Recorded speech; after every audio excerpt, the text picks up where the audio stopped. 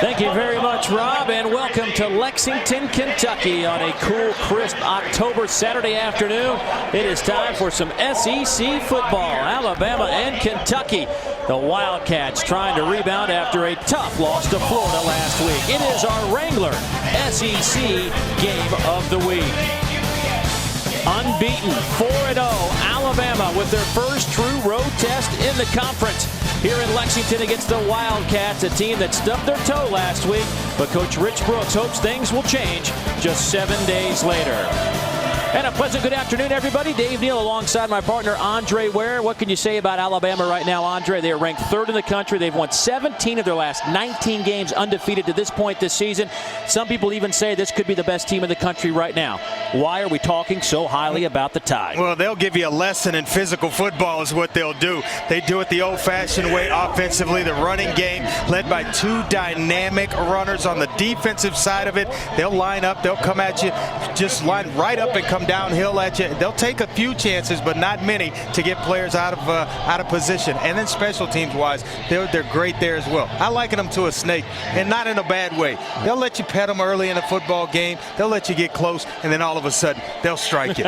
Old-fashioned way, but it's still effective. Well, Kentucky hopes to not get snake bitten today. This is a club that had a chance to shock the world last week, but they came out flat. But you know, it's not too often. It's 7 days later you get another chance, and today they have Alabama. Yeah, and talking to Rich Brooks yesterday, he said they can't let the game get out of hand relatively early. Last week against Florida, 31 first half points, and that put them behind the 8 ball.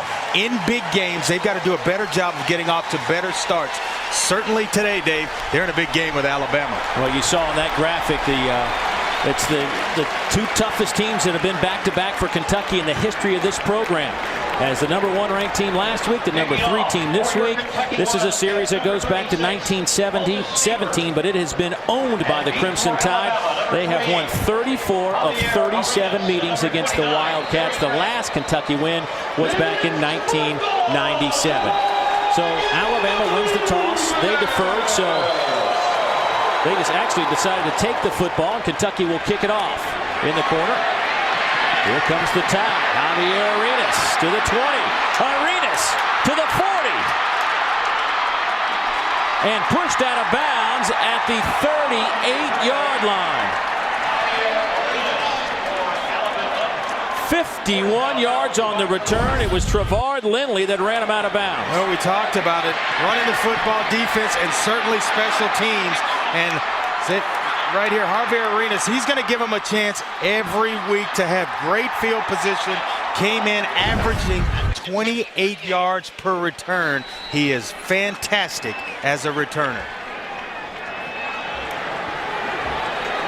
So Alabama with outstanding field position to open up this game inside the Kentucky 40, first down and 10. And we talked about the ability of Kentucky to get off to a good start today. Well, defense already with their backs against the wall. Out of the pistol formation, McElroy. Pass incomplete. Could have been picked off. Micah Johnson had a chance to pick it off his shoelaces. Didn't work. Greg McElroy. What can you say about this young man, the junior out of South Lake, Texas? Andre, he has been better than I think anybody expected, and they thought he was going to be good. Yeah, originally committed to Texas Tech. Over. Personal foul on the defense, number 55. The penalty is 15 yards. Automatic first down. Well, you don't need any help. You need to help Alabama with unsportsmanlike penalties there. And Quan Evans, the right defensive end for Kentucky, with a little bit of a late hit, and it's going to cost them 15 yards and basically set Alabama up inside the red zone. Quinn Evans, the junior college transfer, with that 15-yard penalty. Alabama moves to the 18-yard line. Here's McElroy. Hand off left side. Mark Ingram. Give him about 6 on the carry. Alabama's starting lineup offensively coming up above our score. There is Mark Ingram.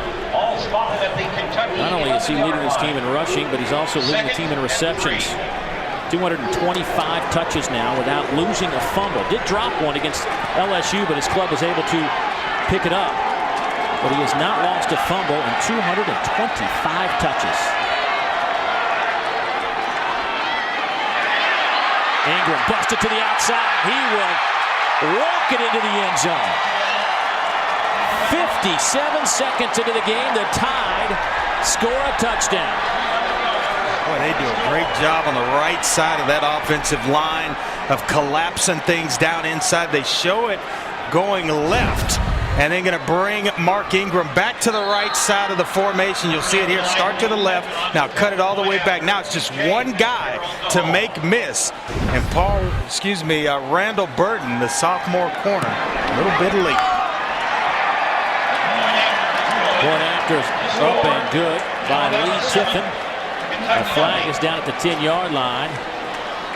Roughing the kicker against Kentucky.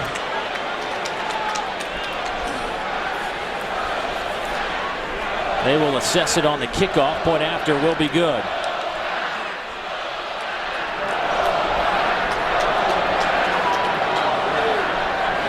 Ken Williamson lost his microphone, but we do know that it was against Kentucky.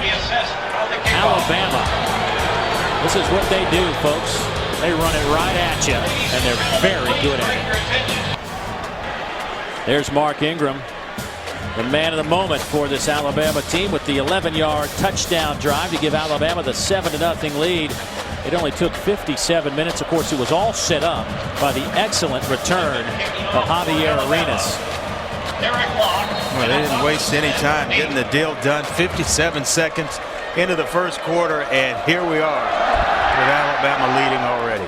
After the penalty was assessed, a short kickoff, short field for Alabama, and Kentucky will bring it out to the 20-yard line. Let's go back to that touchdown. We'll take a look at it. They formation you. They're going to bring Marquise Mays into the slot right here. They've got leverage with a tight end on the outside, and so they formation you, force you to bump everybody over. They start the run to the left, and now right here you got one-on-one with Mark Ingram and the defender Randall Burton. He makes a miss, and it's a walk into the end zone. Alabama sound in the running game.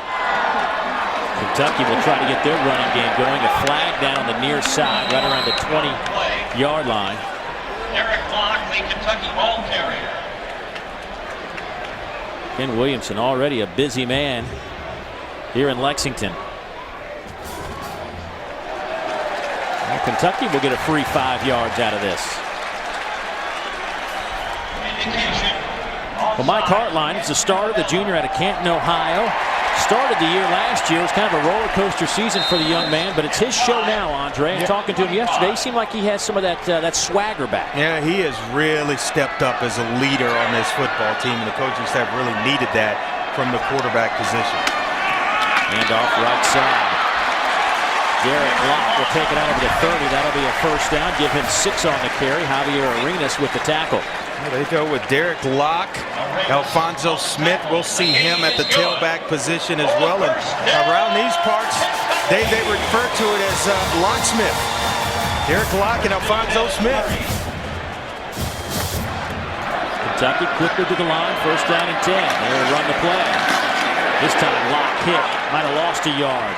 Brandon Dedrick with the tackle. Brandon getting his first start of the season today. Of course, many of you know the story. Was shot 5 days before the season opener against Virginia Tech. Somebody tried to rob him in a parking lot. He got shot through the arm. It went into his upper leg area. Came back and played a few snaps against Virginia Tech and has worked his way, finally getting his first start of the season. Hartline. Quick hitter to the outside. Goes to the fullback, John Connor. He'll get a couple on the play. That'll bring up third down.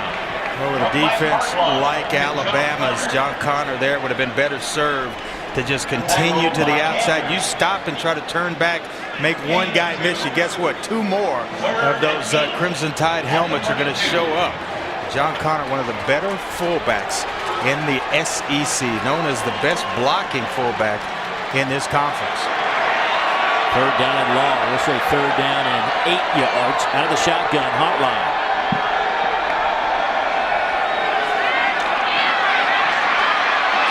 Hartline nowhere to go. Throws it back over the middle and it's picked off.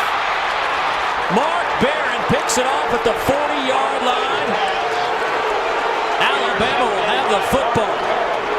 The second interception of the year. You know what? This is a lesson right here. When we replay this one, every young quarterback in the country, if you have your eyes on this football game, this is an absolute no-no. You get flushed out of the pocket. There's nowhere to go with a football. Now, you're flushed out. Throw it away or just run it. You do not roll to your right and throw back across the middle. Don't do it. And no gray area there. None. I mean, don't do it. If you don't hear it in my voice, you know how serious it is. Julio Jones down the right side. No flag on the play. There was some contact. Javard Lindley on the coverage. That's the matchup we highlighted earlier today. And a lot of coaches like to do that, Dave. They get a big turnover like that on your opponent's side of the 50-yard line. Hey, they're going up top to take a shot to one of the better receivers in the country. And you see Greg McElroy right here. He gets the one-on-one coverage with Julio Jones that he wants, but guess who's there? Javard Lindley, and he will be in his hip pocket for most of this football game. Second down and 10. Alabama out of that pistol formation. And off to Ingram off the left side. Gets it down to the 30. Actually gets it to the 33-yard line. Let's take a look at today's Principal Financial Group edge to the game. Stopped by Guy and Trevathan. Well, you look at it, the keys for Alabama, they've got established dominance up front. They're off to a good start, it seems, though, in the first quarter of this game. And Kentucky got to be gap sound. We talked about it. You saw one player get out of his gap, and it cost him an 11-yard touchdown run by Mark Ingram. Third down and 5. McElroy hit as he throws, lofts it up. Looking for Mays. Did he make the catch out of bounds? Well, that one may have been forced by Corey Peters, the right defensive tackle for Kentucky. Got right in the face of Greg McElroy, which didn't allow him the ability to really step into this throw. And right here, Marquise Mays clearly out of bounds. The officials make a great call. Good grab, though. I think that one was timed just well by Corey Peters. DJ Fitzgerald in punt formation. Boy, big turnover, and you hold defensively. Great job by Kentucky. That was big in a lot of ways. DJ Fitzgerald fielded by Randall Cobb. Takes that over the 30. How about Cobb with a heads-up play? A lot of guys just thought it would hit the ground, and Cobb came up and made a play. The man likes the football in his hands, and it was kind of one of those punts where you try to knock it down inside the 10-yard line. Left it a little short, and Randall Cobb kind of takes things over. Alabama leading this one early, 7-0.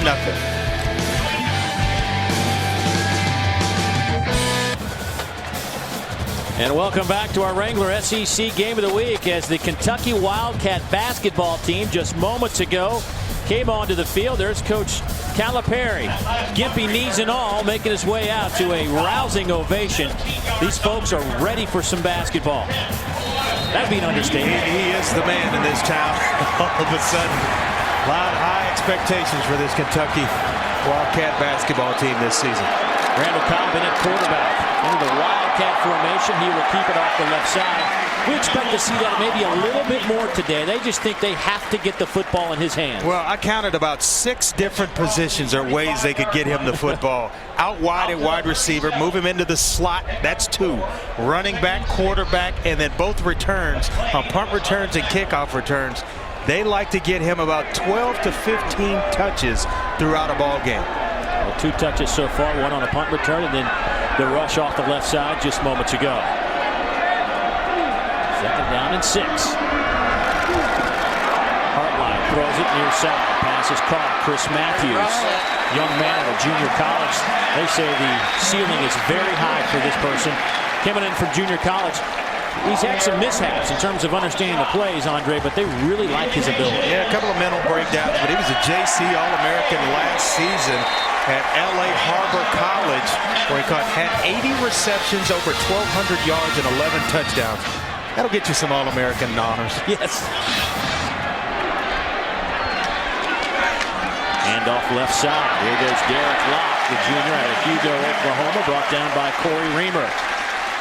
Time for us to send it back to our SEC Network studios for the first time this afternoon. Rob, what do you have? Unbeaten Michigan at 1-3 Michigan State. They're battling for the Paul Bunyan Trophy. Larry Caper caps a 17-play, 80-yard drive over 10 minutes. The Spartans with a 7-3 lead in the first. Thank you very much, Rob. A lot of people keeping an eye on that game as Randall Cobb back in the game. Will take the snap, gets it inside the 45, and that will be a Wildcat first down. Yeah, Big Ten now has 4 teams in the top 25, with Michigan moving in about a couple of weeks ago. Penn State dropped one to Iowa, and Iowa, the Hawkeyes, they're off to a pretty good start this season. Of course, in the SEC, there are 3 teams in the top 4. One of those right here on the field wearing white. Randall Cobb back in the quarterback again. This time he hands it off to Derek Locke, and he gets tripped up in the backfield by the safety, Justin Woodall. A heck of a play from Woodall. Well, they've shown that they'll run Randall Cobb once he shows the play fake. But watch Justin Woodall come up from the free safety position and lay a hat on you. That's what you got to have when teams decide to go option or that Wildcat formation. Good, sound tackling from the secondary. Woodall, the senior at Oxford, Mississippi. Second down and long. Second and 17. Hartline to Locke. Makes a man miss. Locke to the 40. He may have picked up the first down inside the 35. I think he did. He'll spot it at about the 34.5-yard line. Time for us to take a look at our impact players, brought to you by Hampton Inn. At Hampton, we love having you here. Yeah, and for Kentucky, it's Mike Hartline, the quarterback. You talked about the leadership skills, 8th in the SEC in passing yards. Randall Cobb, they'll get it to him any way they can. And Trevard Lindley, he'll have the tough task of checking Julio Jones all afternoon, a second-team All-American at corner for Kentucky.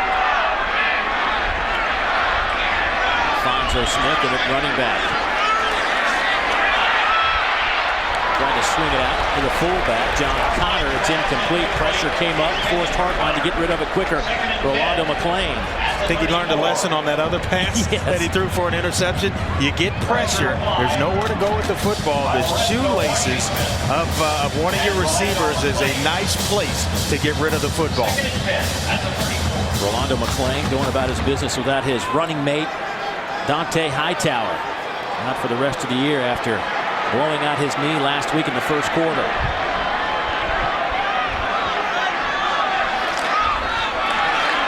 Here's Derek Locke, nowhere to go.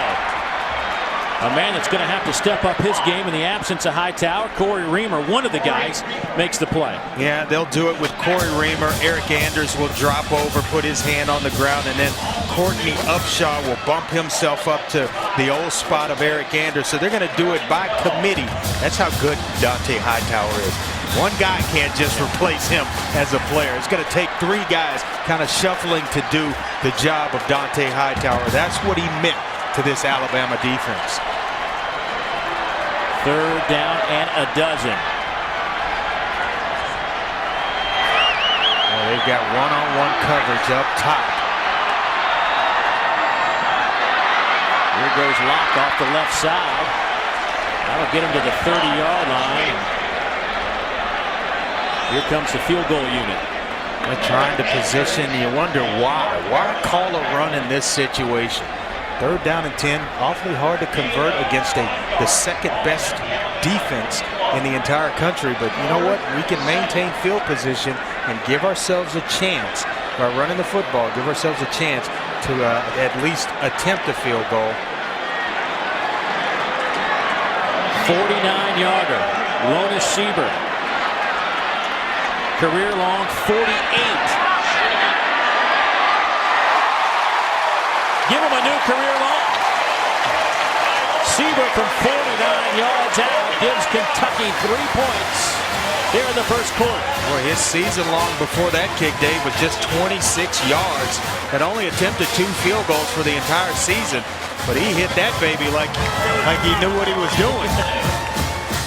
The senior out of San Antonio. A lot of things go into it. The snap, the hold, that part of it's clean, and then you got to have the kicker give you a nice, clean pass at the football, and he does in that situation. Kentucky bringing themselves, drawing ever so close to Alabama. Rich Brooks said his club had to get off to a better start today. Nick Saban doesn't want to give up any points. None. You know, they only allow 13 points a game defensively.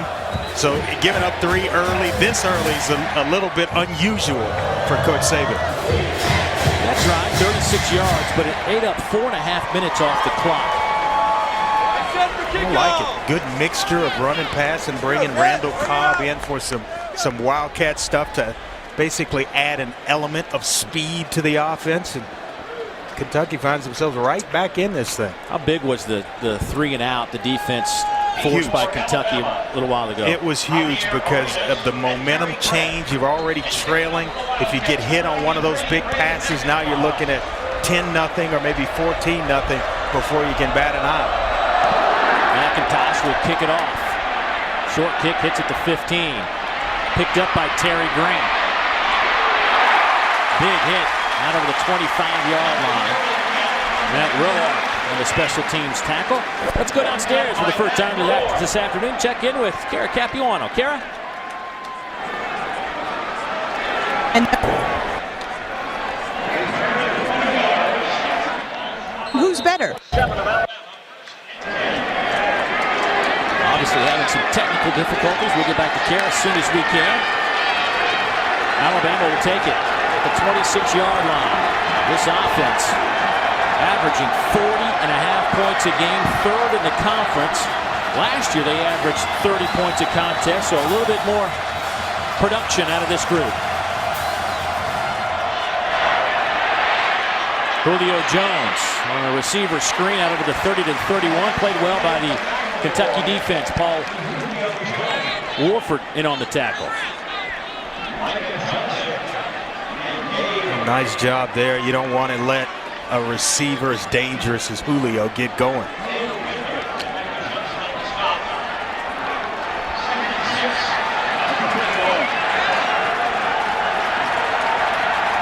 Second down and 6. McElroy steps in the pocket, fires over the head of his intended target. That'll bring up 3rd down. That looked as though he was trying to go deep down the sideline to Terry Grant, a running back out of the backfield. And those guys aren't used to those deep passes. He pulled up, and Greg McElroy went ahead and went down the field. Now it's 3rd down, and we're about 6, about medium. This is not where you start to panic if you're Alabama, but after going 3 and out in the previous drive, I'd be a little bit concerned.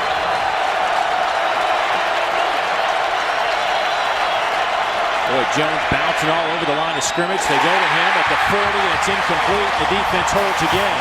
Well, McElroy came in completing 67% of his passes. He's off to a little bit of a slow start today. Well, after a fast start in which they went right down the field, a Harvey Arenas kickoff return that set him up in point-blank range, a penalty to go along with it. Kentucky's really stepped up defensively with defensive coordinator Steve Brown calling the defensive plays for them, and they're responding. P.J. Fitzgerald back to punt. Kentucky, good rush. No flag. Here's Cobb to the 30. Cobb to the 40 and drops there, but a good return by Randall Cobb, the sophomore. And then a flag comes in late. This one's going to be another unsportsmanlike, I think, on Kentucky. Late hit. And I'm not sure the number, but it was on. The recipient is Brian Selman, this deep snapper for Alabama. He got hit late, and the officials were right there on top of it. A little block in the back. Can't have that if you're Kentucky. That'll back them up 15 yards to the 31-yard line. Well, the last time that man was in this stadium, it was a shocking conclusion. We'll have those details when we come back. Back in Lexington, Kentucky on a gorgeous Saturday afternoon. Alabama scored in 53 seconds to open this game. Leads 7-3. First down and 10. Wildcats. Derek Locke, 6 carries, 6 yards before that run, and he'll have 7 carries for, let's just say, 9 yards now. Well, the last time Nick Saban was here was when he was the head coach of LSU, November 9th, 2002. Kentucky fans, you might want to turn your heads.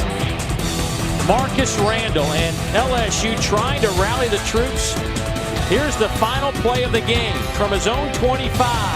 Devery Henderson with the catch, and LSU wins it 33-30. Andre, I was here, and I still can't believe what I saw. And Rich Brooks would love to avoid any such resemblance to that play. Brian Morris, of course, the head coach of Kentucky at the time. That was the whole scenario of dumping a water jug on top of the coach. A little bit early, yeah, and the fans stormed the field at one end while LSU celebrating at the other end. It was one of the greatest plays in the history of this conference, which goes back to 1933. So Nick Saban hadn't set foot in this stadium since that day until now.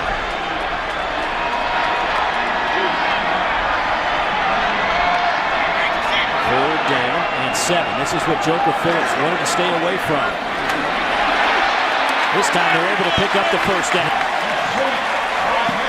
Derek Locke will get it to the 42-yard line. First down, Kentucky. Well, excellent play call.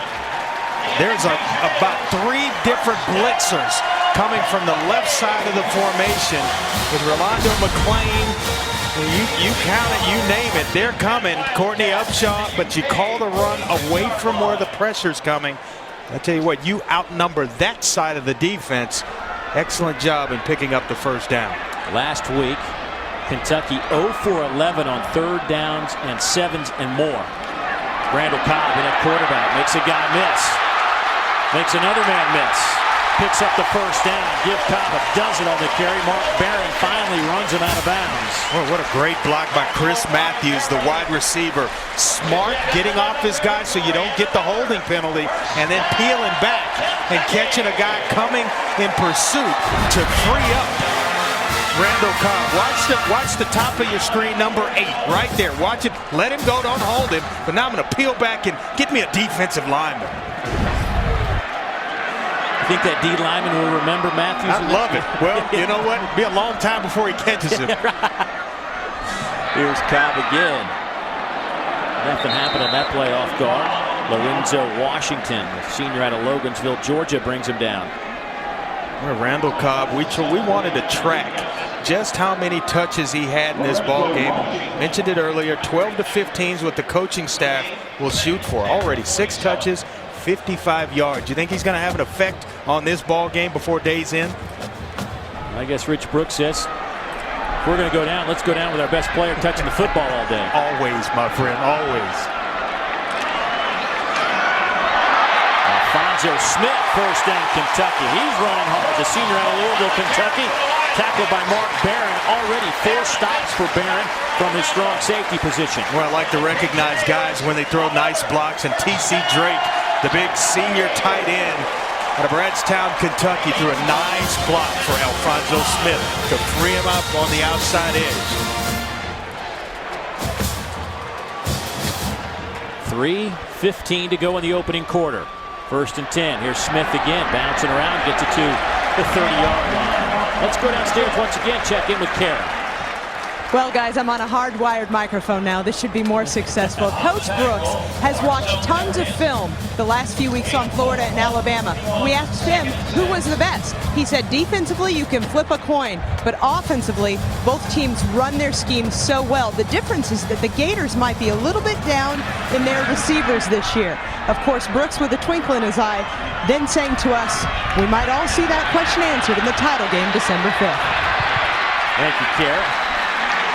Would not surprise me one bit to see Alabama and Florida playing in the SEC championship game once season ends. If both teams remain healthy, pretty good bet that that's who you might see. After watching LSU, they've still got some shortcomings offensively.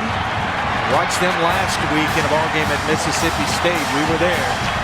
Yeah, the Bulldogs should have won that one. Yeah. There's no 2 ways about it. And I thought LSU would be the team out of the West this year. Not afraid to admit that. Hartline on 3rd down, hands it off. Fullback Moncel Allen the junior out of New Orleans. He's not going to get the first down. It's going to be close. Yeah, it's going to be about a half-yard shy, it appears. So fourth down coming up. Crowd obviously wants him to go for it. Looks like he will, and they bring in the big heavies. Justin Jeffries, more of a run blocker at right tackle for Rich Brooks in this offensive unit than Brad Durham. So here we go. Fullback lead, John Connor. First down, Kentucky. He can carry it too, you know. He didn't just block all the time. Big guy was a walk-on, former walk-on, and now known as one of the best blocking backs in the SEC. Nicknamed him the Terminator. I guess, you know, a little name play there, John Connor. But that was nice. He terminates guys on the defensive side of the ball, that's for sure. Out of the I formation. Here's Locke. Give him about a yard on the play. All season long, Champion Apparel will be showcasing the tradition and history of the SEC. And today, let's take a look at the Filippi family. Ryan, a third-generation quarterback at Kentucky. 2nd and 9. Chuck played for Bear Bryant back in the day. Kent played for Jerry Claiborne back in the late 70s. And Ryan walked on this year. He's a true fan. You see a lot of that around the SEC. Handoff, Derek Locke. Nothing happening off right guard. And got started with his grandfather Chuck, as you mentioned, and just kind of kept going on through the family. And now Ryan's a third-generation quarterback here at Kentucky.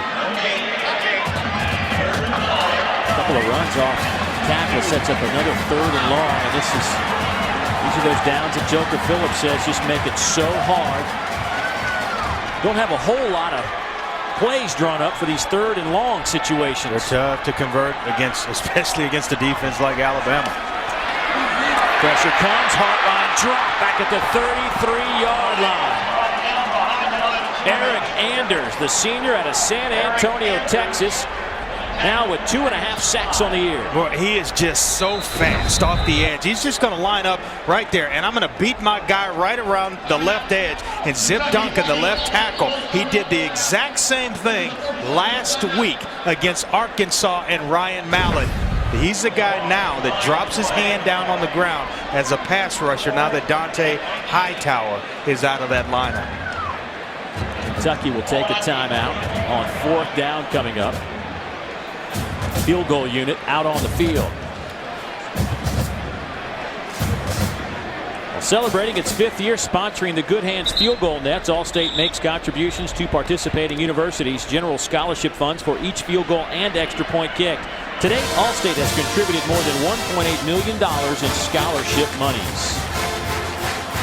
Keep up the good work, Allstate. Well, moments ago, Lona Sieber hit a career-long 49-yarder. This one looks like it'll be another 49-yarder, and I think that timeout was called, by the way. It's the end of the quarter, and the wind is at the back of Lona Sieber right now. It is a pretty substantial wind, around 15-20 miles an hour, so a heads-up play by Rich Brooks. Snap's good. Kicks on the way. Back-to-back 49-yarders for Lona Sieber. No problem.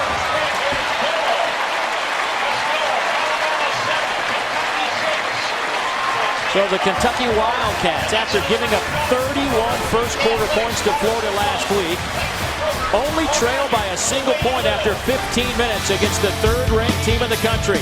All 6 of their points off the right foot of that man, Lona Sieber. 2nd quarter action from Lexington around the corner. Gorgeous day. Memorial Hall here on the campus of the University of Kentucky. It's our SEC Network Game of the Week. Dave Neal, Andre Ware, Kara Capuano. Look at our storylines. Alabama's owned this series. Kentucky's not had a whole lot of success against ranked teams, but they've had a pretty good first quarter, trailing by 1, 7-6. As we begin the 2nd quarter, after the Lona Sieber field goal, McIntosh will kick it off. Fielded by Terry Grant. Grant to the 25, dropped at the 30-yard line. Monsell Allen brings him down. There's Lona Sieber came in with a career long of 48 yards that he's hit 3 times in his career. Well, you can erase that because he has back-to-back 49-yarders this afternoon. Man's consistent.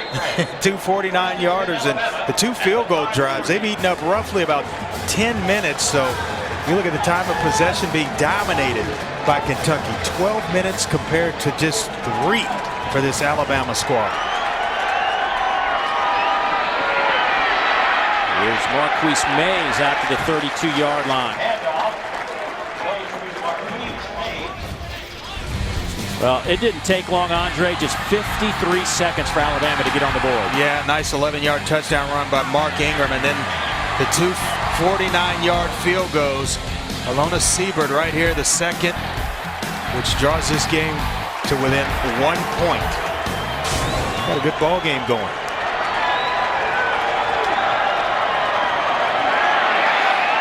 McElroy connects, but Mike McCoy was just blown up by Winston Guy, the safety. The sophomore from right here in Lexington just introduced himself to Mr. McCoy. Let me tell you something. I went down to the field. I like to go down to the field, get the smell, you know, watch players as they warm up. And I stood next to Winston Guy. You talk about Holding on the offense, number 77. The penalty was 10 yards in the previous spot. Well, you talk about just an impressive physical figure. Listen to this. Oh, yeah. He is a big-time guy. He brings it. Winston Guy, the free safety from Kentucky. Well, the hold on James Carpenter will send Alabama back to the 23-yard line.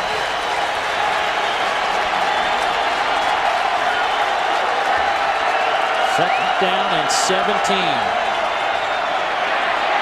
Here's Ingram out to the 27-yard line. Let's take a look at our impact players, brought to you by Hampton Inn. At Hampton, we love having you here. Well, with Alabama, it all starts up front with a signal caller.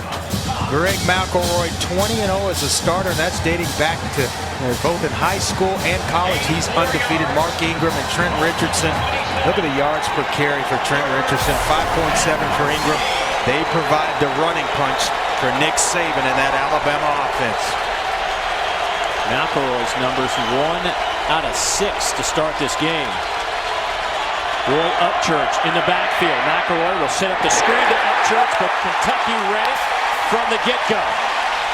Boy, It's as if Steve Brown has a Alabama playbook, and he's looking at formation, signaling in plays. Trevard Lindley, a guy we talked about at the top of this broadcast, making plays, second-team All-American a year ago.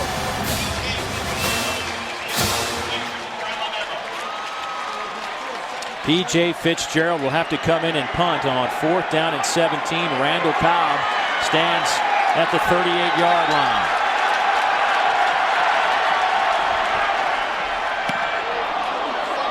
Fitzgerald with a good kick with the wind at his back.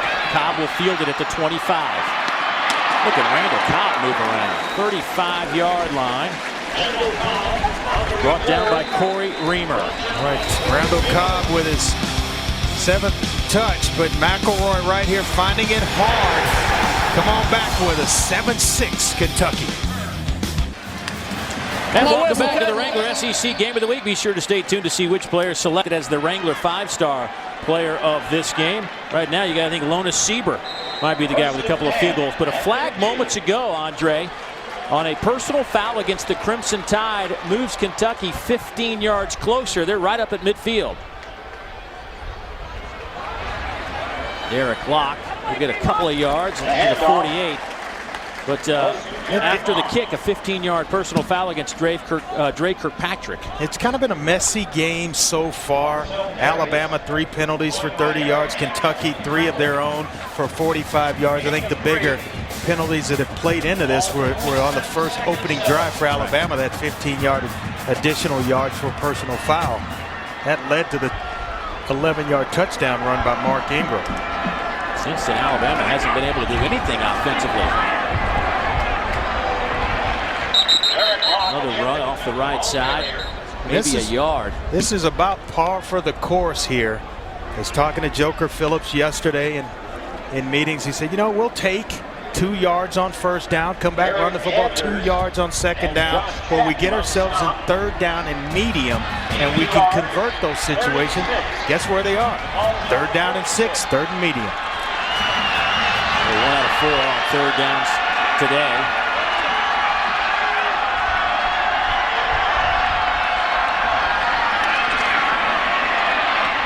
Pass is caught to Cobb, but only gained about a yard.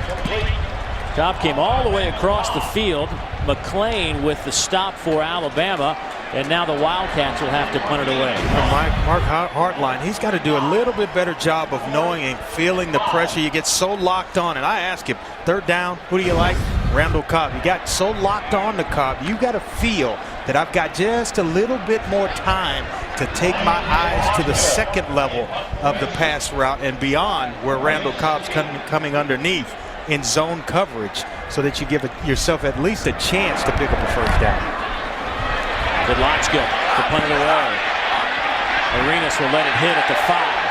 Kentucky's all over it. They will pin Alabama inside the 5-yard line at the 4. And guess what? No flag.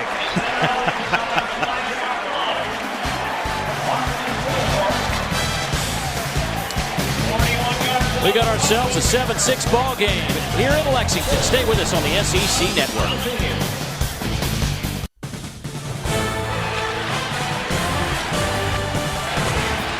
Kentucky fans on their feet. Their club trails third-ranked Alabama by a single point. 10-17 to go here in the second quarter. A full house inside Commonwealth Stadium. Alabama backed up inside their 5. They have had a tough time getting it cranked up. 12 plays, just 29 yards today.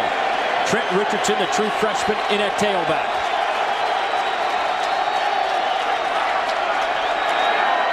Flag down. I think Kentucky might have. Well, it's usually a false start if they stop the play. Yep. So we're going to get about a half a distance to the goal line penalty here. Prior to the snap, false start. The offense, ready for. That's the difference for the goal. It remains first down. Thought for a moment Kentucky might have drawn Alabama off sides, but it's all the Crimson Tide. We talk about a fired-up defensive unit, and rightfully so. After that opening drive, they have been just solid defensively. Kentucky.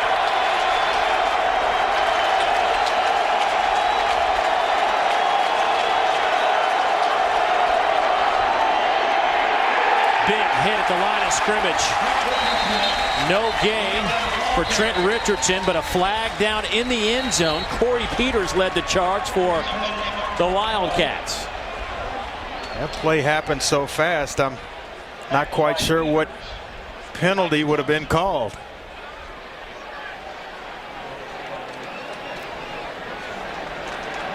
Kentucky players. Illegal shift.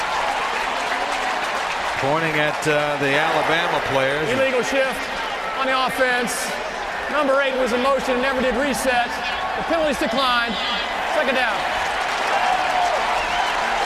Boy, the 60,000 on hand are about to make some serious noise as Alabama's backed up at their own 2-yard line. Dave, this is when home field advantage really kicks in. You're on the road as a quarterback just trying to call the cadence.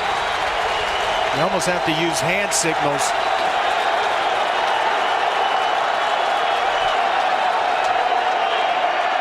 McElroy rolling left. Runs out of bounds at the 7-yard line. Forced out of bounds by Micah Johnson.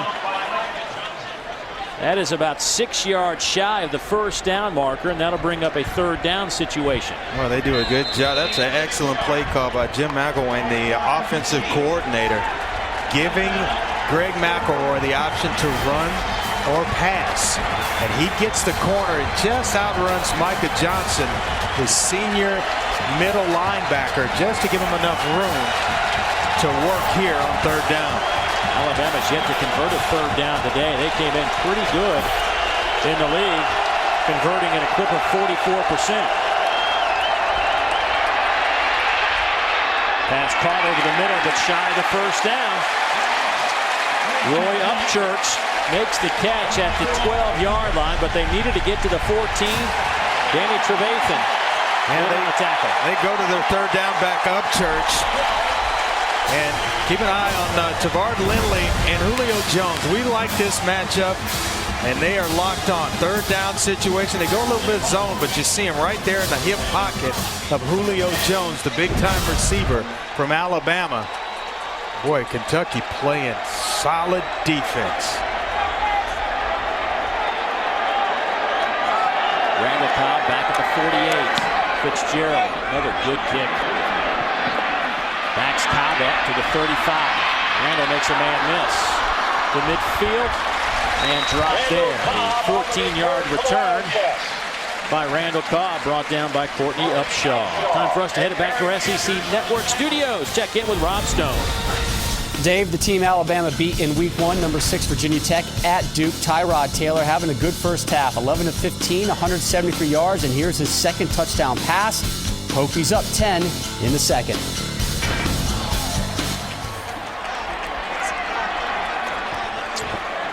Thank you very much, Rob. Hartline checking off of the line of scrimmage. Play clock, plenty of time. Kentucky's not shy about running it off guard today. As we take a look at AP top 10. And last week, Andre, I got to give you credit. You called it early and said there would be 4 or 5 upsets. And, well, there were 4 big upsets inside the top 10. A little changing in the top 10, but you look, and what's impressive for the SEC, Florida, Alabama at number 3, Florida at the top. And you got LSU wedged in there at number 4. That's not bad. 3 teams in the top 5. Thrown behind Cobb. Incomplete. That'll bring up third down. That's another one of those third down and tricky situations. 3rd and 7. You know, quarterbacks, watch right here. Randall Cobb coming down inside in motion. He gets a natural pick from his tight end, but that ball's got to be thrown either into his body or out in front so that he can catch it on the move. Mike Hartline, to me, he seems like he's still got that adrenaline rush that all quarterbacks get before a football game. Hadn't quite settled in yet. Quick throw across the middle. A little bit low. Cobb can't hang on. That would have been good enough for a first down. Instead, it's 4th down, and here comes the punt team. No harm done. You're within 1 point. Plenty of time. You'll get another, maybe a possession, maybe even 2 before halftime. When your defense is playing well, it's a field position battle. No doubt about it. When it's this close, and we talked about it, being in the football game, giving yourself a chance to win in the second half. Well, this is right according to plan with what Rich Brooks wants to do. Lodgko was a pooch punter a year ago, got the full-time job this year. Now you know why he was the pooch punter. That's back-to-back kicks that have pinned Alabama inside the 5-yard line. That means that Alabama quarterback Greg McElroy will have to come up with some magic. It's been a slow start for the young man who's so far put up some impressive numbers in 2009.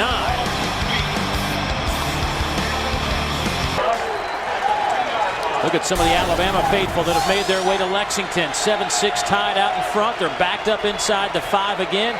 Greg McElroy off to a slow start today. What's going on with Greg? Well, you know, he really hadn't settled in either, but it's been field position in a lot of instances. That could be a safety. They will say his forward progress. I don't know about that. They got to take a look at this upstairs.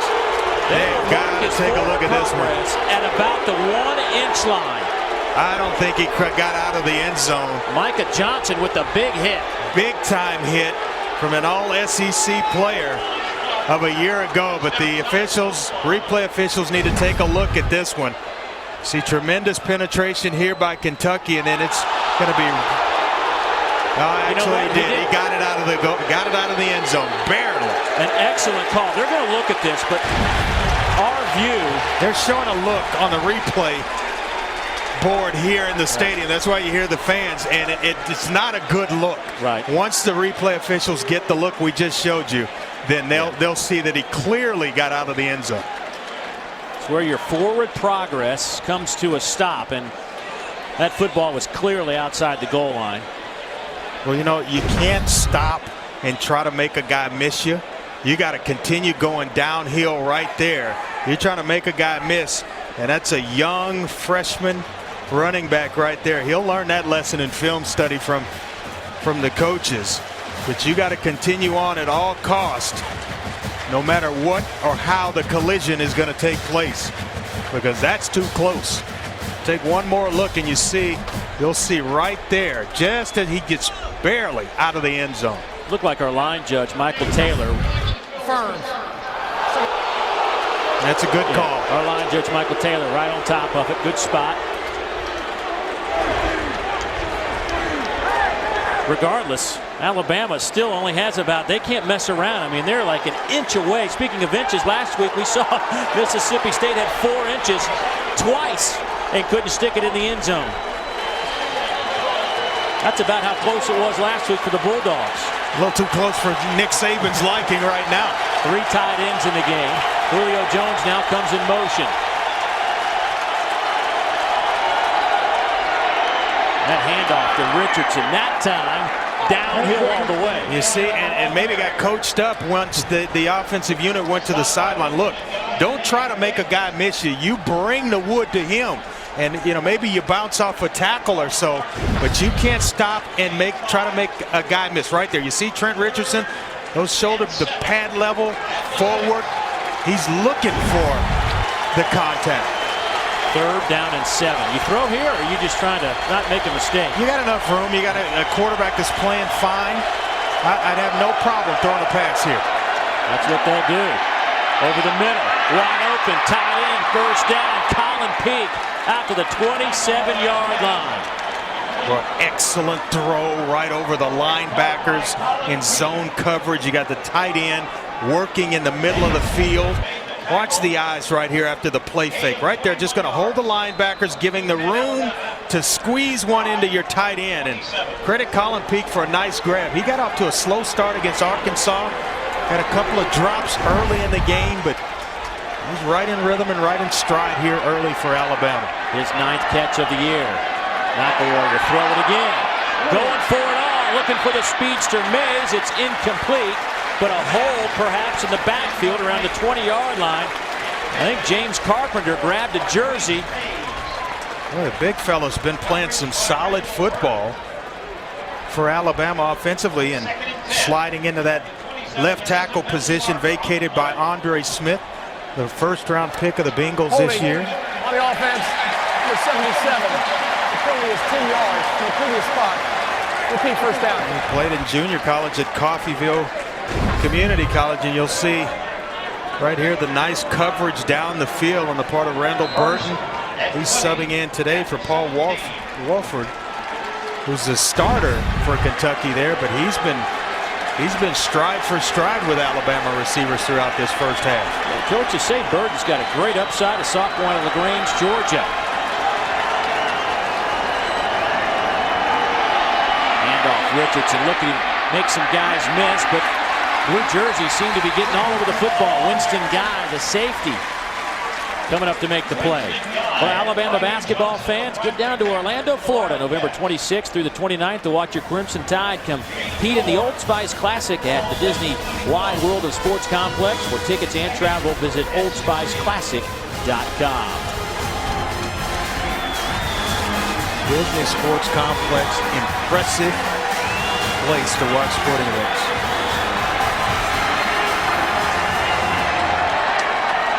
Mark Ingram in a tailback. We'll get the handoff. Ingram out to the 30, still on his feet to the 34-yard line. Burden and Winston Guy both had a chance to bring him down, but Ingram picks up an extra 4 yards and makes it a respectable 3rd down. Just no secret to what Alabama's going to do. They'll tell you they're running the football. Long yardage situation on 2nd down, and we talked about being gap sound. You slide just inside. They're going to make you pay with a nice block. You miss tackles. Mark Ingram, Trent Richardson, they make you pay with long runs. 3rd down and 3. McElroy the throw, slant over the middle. Julio Jones makes the catch. He was covered by Trevard Lindley, who was all over him. How Jones held on to that is beyond me. Well, it was a well-thrown football. That's how he held on to it away from the defender. He's just going to get inside position on a slant route, and with that big body, it doesn't have to be perfect, but it's just squeezed in enough before Trevard Lindley arrives. Well, that's why I like big receivers like that. 6'4", 211. You throw it around him, make you look like a superstar, Dave. Who was your big guy at Houston? Didn't really have the big ones. We had some small guys that could move a little bit, though. McElroy. Another pass and catch. This time it's Darius Hanks.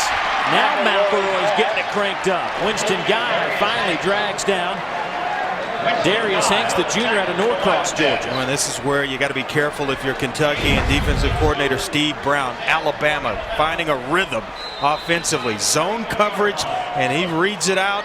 Just going to throw it right over the outstretched hands of the linebacker to that side, and as well, or excuse me, the safety, nickel safety in that situation, and the safety high on top. Well, they squeeze one right in there. Alabama now on the move. Going up top again in the end zone. Incomplete. Looking for Marquise Mays. Trevard Lindley on the coverage. That'll bring up a 2nd down and 10. And, you know, it's kind of one of those small wins right now in the favor of Alabama. You had them backed up. You had almost a safety take place. You had penalties against the Crimson Tide, and now look where they are. Plus yardage situation at your 30-yard line. Boy, this is tough for Kentucky right now. McElroy 3 out of 4 on this drive. Got a pistol formation. It's Ingram. He will get it down to the 27-yard line. Time now for a look at our Nissan Heisman storylines. And I know it's early. Here are some candidates that at the quarterback position that we will keep an eye on. Got a guy from my alma mater that's a pretty good quarterback, having a fine season in Case Keenum. Tim Tebow, who has already got a Heisman at home. Tony Pike has been outstanding for Cincinnati. And, you know, I'll throw this guy's name right in the mix as well. 7 touchdown passes, 1 interception, 67% on the season, and just under 1,000 yards. Having a great season. McElroy, another strike, wide open in the middle of the field. It's Earl Alexander down to the 6-yard line, tripped up by Matt Lentz. And it will be 1st and goal, Crimson Tide. Boy, this is a drive that could turn this entire football game in favor of Alabama. You had them backed up. Now they're in 1st down and goal to goal. Greg McElroy seemed to have found his rhythm. We talked about him at one point. He was 2 for 7 for 0 yards. He's been dynamite ever since. Shovel pass to Ingram. He's tripped up at the 4. Lentz with another tackle. Well, this is where you play bend but don't break if you're Kentucky defensively. Those small wins that I always talk about that take place during the course of a football game, where you allowed all this yardage. Now turn them away or just allow a field goal attempt on 4th down. But you got to come up big here 2 more times defensively. Couple of tight ends in the game for Alabama.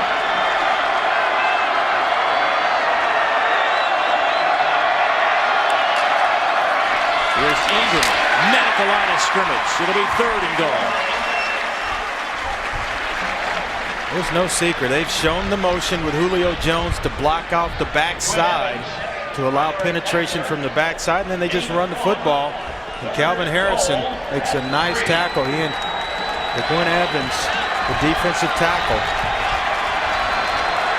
You still running here on 3rd and goal?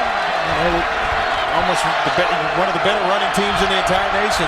2 pretty good running backs. I have no problem handing it off to Mark Ingram one more time. They will throw it, looking for the tight end. Colin Peete, touchdown Alabama.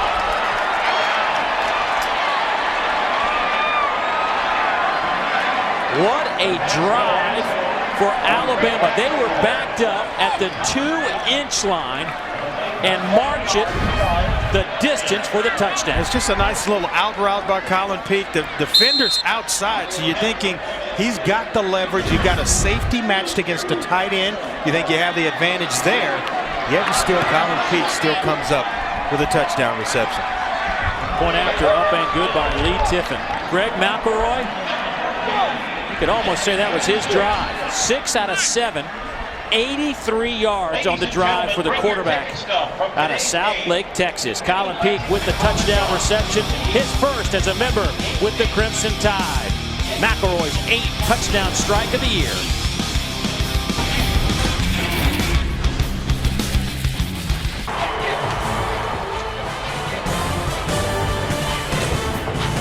Beautiful day in Lexington, Kentucky. Our SEC Network Game of the Week presented by Wrangler. Alabama just struck for their second touchdown. 14-6 is our score.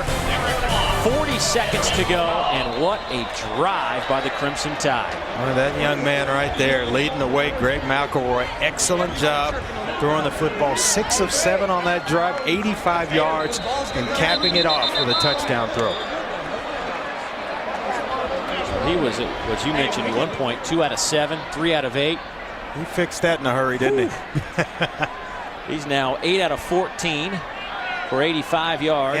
And you know, there's a pretty significant wind here. You see him having trouble keeping the football on the tee. And that might have had a lot to do with a slow start that Greg McElroy had. He was working into the wind in the first quarter, gets the wind behind him, and that was one heck of a drive they just put together.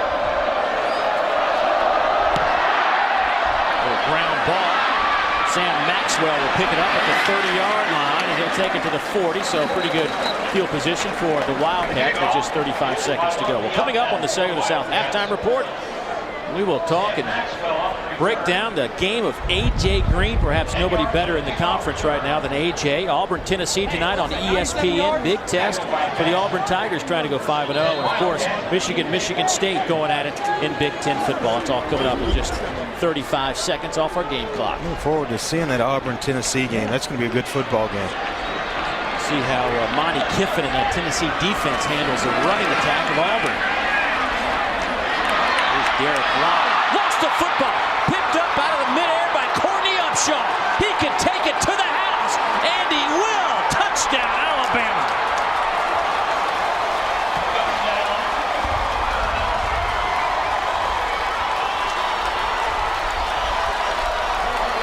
What makes the play for Alabama is going to be Rolando McClain, the superstar linebacker in the middle of that defense, circles back and is able to get a hand on the football, pops it right out and into the hands of Courtney Upshaw, who goes the distance.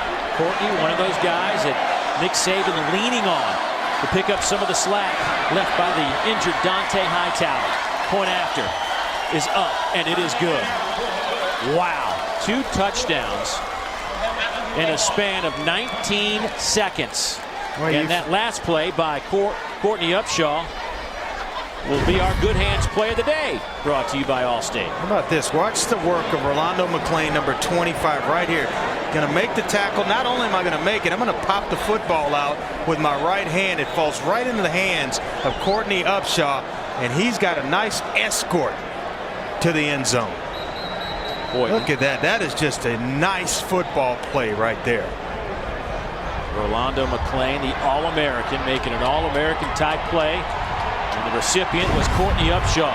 But, Andre, let me ask you this. What kind of backbreaker is that for Kentucky? Well, it hurts because you've given up the long drive, and that in itself was defeating, and that hurts, and it's tough to overcome. But you come back the very first play and have one go for a touchdown against your offense. Now it's one play at a time. You're going to get the ball first in the second half. Task right now, Dave, is to not give up any more points going into the locker room. This kick a little bit better. Into the end zone and out of the end zone. So Kentucky will have it at the 20-yard line. 21 seconds to go before intermission. Alabama's offense they officially marked it 97 yards on that previous touchdown drive. But remember, they were backed up to like literally the 2-inch line. Yeah. So I mean, they went the entire football field, and that in itself, as you mentioned, has got to be deflating. A couple of half the distance to the goal penalties. They couldn't get any further back than they were, and all of a sudden they drive it right down the field.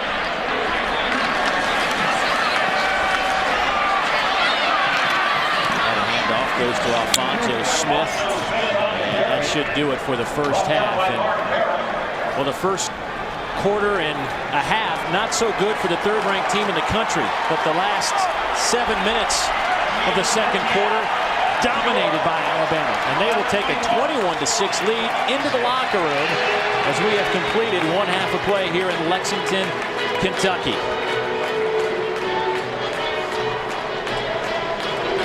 Time for us to check in with Karen. Coach, one play can change a game. What was going through your mind as you saw Courtney Upshaw streaming for the end zone? Well, you know, we struggled on offense with field position, and we were against the wind in the first quarter. So we really wanted to throw the ball against these guys. So the last drive was really the thing that I think was the difference. And it was great that the defense got another turnover. But we need to continue to play. This team's playing good, and we're going to have to change their mindset and work hard in the second half. Greg McElroy looked very Greg McElroy on that last drive. What changed for him as the half went on? Well, I just think we haven't had an opportunity to throw it. I think we were throwing it kind of into the wind, and ball was floating and sailing a little bit on him in the first quarter. So definitely goes better in that direction. So, you know, hopefully we'll be able to keep spreading them out and keep throwing the ball effectively. Coach, thank you so much. All right, thank you. Dave, it is pretty windy down here. I can definitely verify that. And you saw the difference it made for Alabama on their scoring drive. It absolutely did. Alabama leads it 21-6. We're at halftime. Time for us to send it to Rob Stone in the studio for the Cellular South Halftime Report.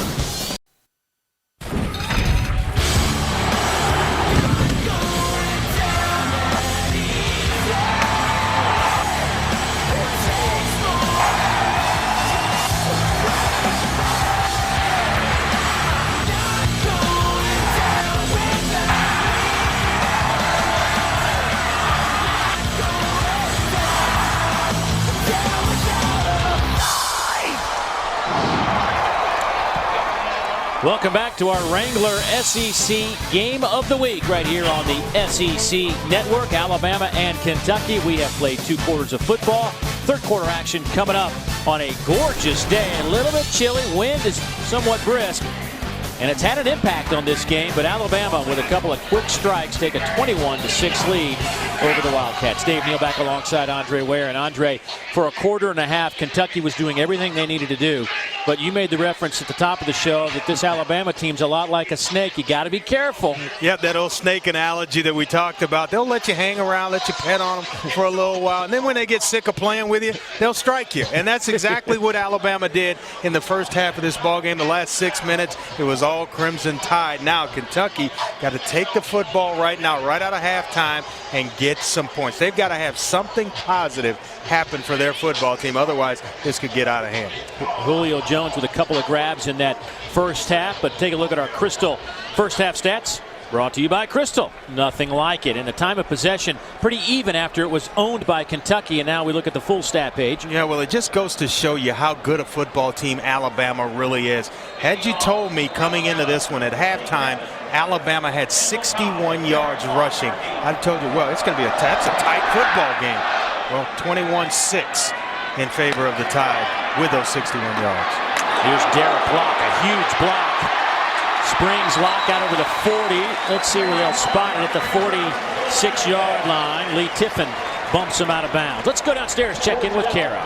Well, I don't know how Andre Ware snuck into Kentucky's locker room at the half, but that was Coach Brooks' message, Andre. That play, the fumble recovery score, fluky. They need to score first, score now, make it a one-score game, and get back on the board and get back in it. I asked Coach Brooks if the guys were optimistic, and he kind of threw up his hands, and I looked at him and I said, "Are you?" And he gave me a resolved yes. I don't think you have to worry about Coach Brooks. Or Derek Locke, for that matter, inside the 40 to the 36-yard line. Johnson brings him down, but a flag at the 40-yard line. Was that a late hit against Kentucky? Not sure. Yep. Be another personal foul. I mean, you're continuing to hurt your ball club, and it's penalties that are taking place behind the football. Derek Locke's already out and running and picked up a first down.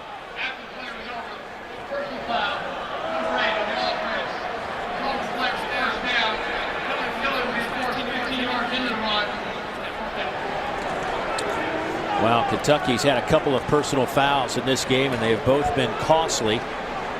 This one will move it back into. Well, one led directly to Mark Ingram's 11-yard touchdown run.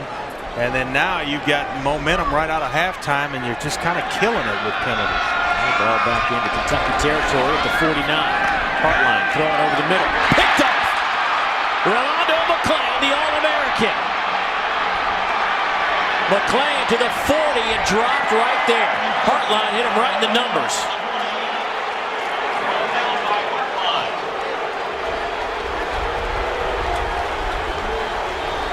It's almost like he didn't see him, but how do you not see 25 at 6'4", 260 pounds? Well, we talked to Kirby Smart, the defensive coordinator, earlier this week, and he said we have to locate and know where number 18 is at all time. He's trying to go to Randall Cobb right here on a nice crossing route.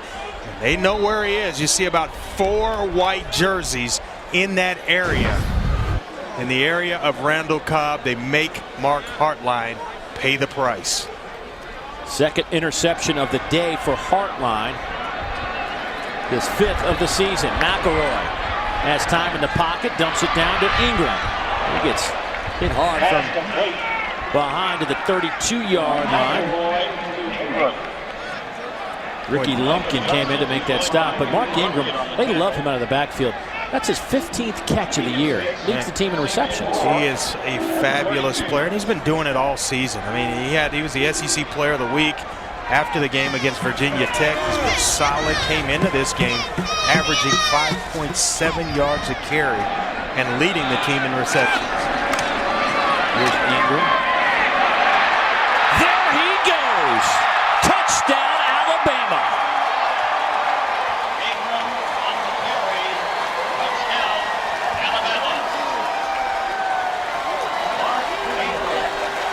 Oh, what a patient runner. He just kind of hid behind those big offensive linemen until he found a nice crease. And then the explosion to the end zone, Dave. 32 yards. Tiffin's point after is good.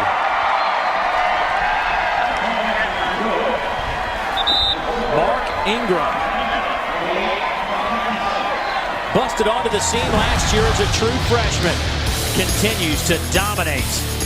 Oh, is he a shifty, powerful back. 28-6 tie.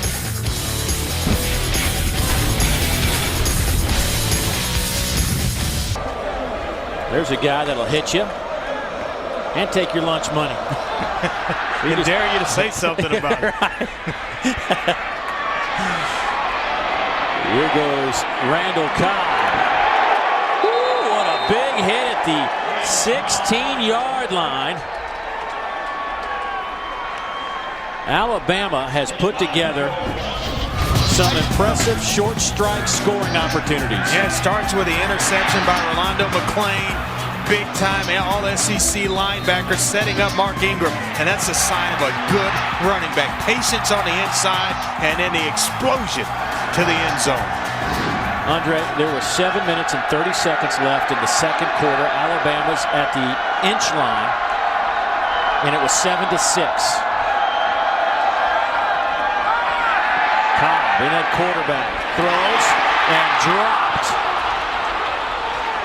T.C. Drake right in the breadbasket. Boy, and you talk about self-inflicted wounds. You're talking Kentucky right here. They show the Wildcat formation, fake the run to hold the linebackers, and that's about as well as you can throw it, Dave. T.C. Drake just put it on the ground. Hartline back in the shotgun formation. Randall Cobb, 10 touches today. Cobb did a nice job at quarterback last year when he was called to duty. Here's Hartline, hits Derek Locke out to the 33-yard line. Justin Woodall brings him down. You know, if it's not for the mistakes, and you say, well, you know, the mistakes are there. Yeah, they're part of the game, but Kentucky would be right in this football game. An easy score on the first drive. The fumble and return for a touchdown by Courtney Upshaw. Interception led to another touchdown run by Mark Ingram. You got to quit hurting yourself if you're Kentucky. There's Locke trying to student body right. Nothing happening.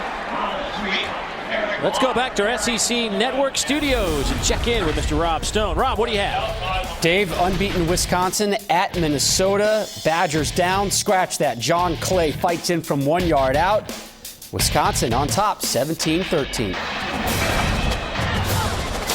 Thank you very much, Rob. Here, it's just been all Alabama. The last 9 minutes of this game have been owned by the Crimson Tide.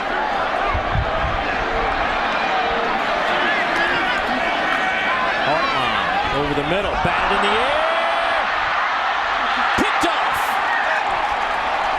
Eric Anders, who already has a sack this afternoon, now comes up with his first interception. Rolando McClain is about as smart a football player as there is on the defensive side of the football. He realized that he wasn't going to be able to pick this baby off. So what does he do? Tip it up in the air so it stays in the air longer. Check out number 25 right there in the middle of your screen. Ball's off the chest of the tight end. He comes in, tips it, and now it allows for Eric Anders to come up with the interception. That is a smart play, my friend. So Alabama at it again. Here's the tight end, Colin Peake. He will step out of bounds at the 34-yard line. Andre, we talked about who was going to step up in that linebacker position for the departed Dante Hightower, who was injured last week. His best friend. His best friend, and they are. When we were down in Alabama 2 weeks ago, you wouldn't see one without the other. I mean, they were always around each other, best of friends on the field. They're always talking things over, but he has elevated his game in the absence of Dante Hightower. And the guys around him, Upshaw, Anders, Reamer, have all made plays today. And off left side. Here goes Ingram down to the 20-yard line. First down, Alabama. Ingram closing in on 100 yards now. I guess he's up around 90 on the button. Well, the thing you got to worry about now for Kentucky, you got to get your kids to continue to play for 60 minutes. But let's go back and take a look at this play by Rolando McClain. I'm in amazement. Right there, number 25 in the middle of your screen. Football's going to go off the chest of the tight end, and watch his reaction to it. He can't intercept it. It's in the air, tips it up. Now it allows for Eric Anders to make the interception. Excellent football play. That was kind of a basketball move too. And this man right here now, he thinks he's a hooper. Yeah, he says, you know, if you asked him what's your better sport, he'd tell you basketball. He says he's the best player on the team. He did a little tip drill right there. Didn't start playing football until his 7th grade year. Ingram takes it down to the 16-yard line. It's a shame Dante got hurt for a lot of reasons, but Rolando McClain was talking about Dante. We asked him who the second best player was, and he said Dante's making some strides to be number 2 on the team, but looks like Dante will have to take a little breather from hoops for a while to get that knee situated. He had surgery on Tuesday, by the way, and of course he's already started his rehab. They get together and play a little 2-on-2. Marquise Mays is his partner. He was a pretty good guard at Tarrant High School in Birmingham, Alabama himself. All day to throw it, rolling left, and he'll be dropped at the 18-yard line by DeQuinn Evans. That's okay.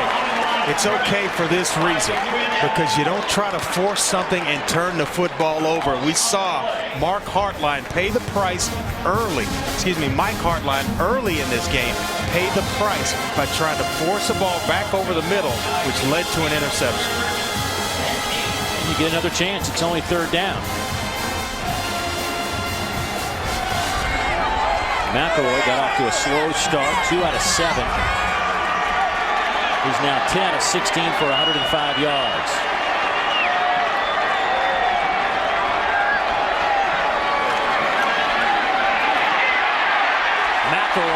looking for Ingram. It's incomplete. That'll bring up 4th down, and here comes the field goal unit for Alabama.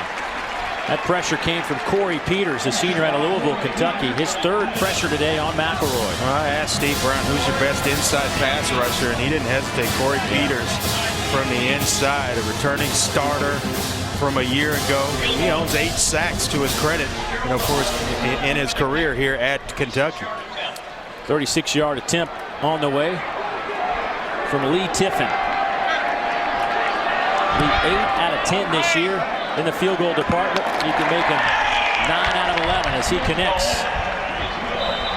That'll make it 31-6. Alabama, 10:18 to go in the 3rd quarter. The Tide, they're rolling.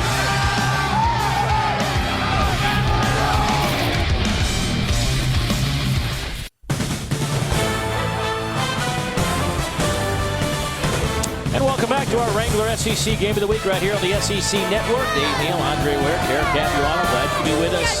Alabama leading Kentucky 31-6, 10:18 to go in the 3rd quarter. Lee Tiffin, after a 36-yard field goal, will kick it away for the Tide. Into that 20-mile-an-hour wind. Chance for Randall Cobb to field it. The sophomore out of Alcoa, Tennessee, out to the 45-yard line. Time to check in with our SEC Network studios. Rob, what's going on? Dave, an upset brewing in East Lansing. Glenn Winston from 16 yards out.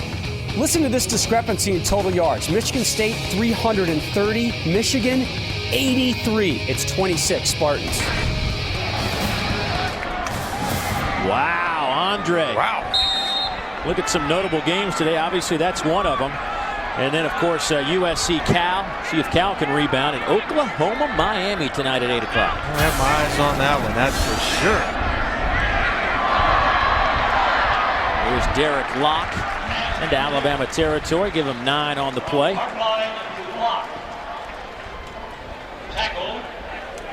Boy, there's a guy. You talk about Randall Cobb, Derek Locke. 2 guys that are still in this game fighting, trying to claw and scratch and get Kentucky back, somewhat back in this game. And there's a lot of time left.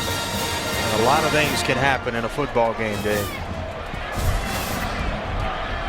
Give him the 1st down. Hartline. That pass incomplete behind his intended target, Chris Matthews. Well, you see your quarterback scrambling around as receivers down the field. You got to find a way to get some separation from the guy that has you man-to-man. Redirect, somehow, some way, get open for the quarterback. And then nobody for Kentucky, that receiving corps, really made any adjustments to find anywhere for Mike Hartline to go with the football. Here comes pressure. Kentucky picks it up. Here's Kyle trying to make a play, and he does! Touchdown, Kentucky! He beat Javier Arenas. And Randall Cobb, the playmaker, makes another one in his young career. Boy, excellent play. I tell you what, this is absolutely the way you do it as a receiver. He doesn't give away the fact that the ball is already thrown and in the air. You see Javier Arenas right there. Great coverage, great position. It's a little shove, but you know what? It didn't get called. But I'll tell you what, he throws those hands up at the last second to come away with the football. Cobb will stay in and be the holder on the extra point, which is good from Lotus Sieber. So Kentucky needed something to go their way, and Randall Cobb makes Alabama pay. Hartline with a good play, letting his guy go up and get it. Touchdown, Kentucky. Back in a moment.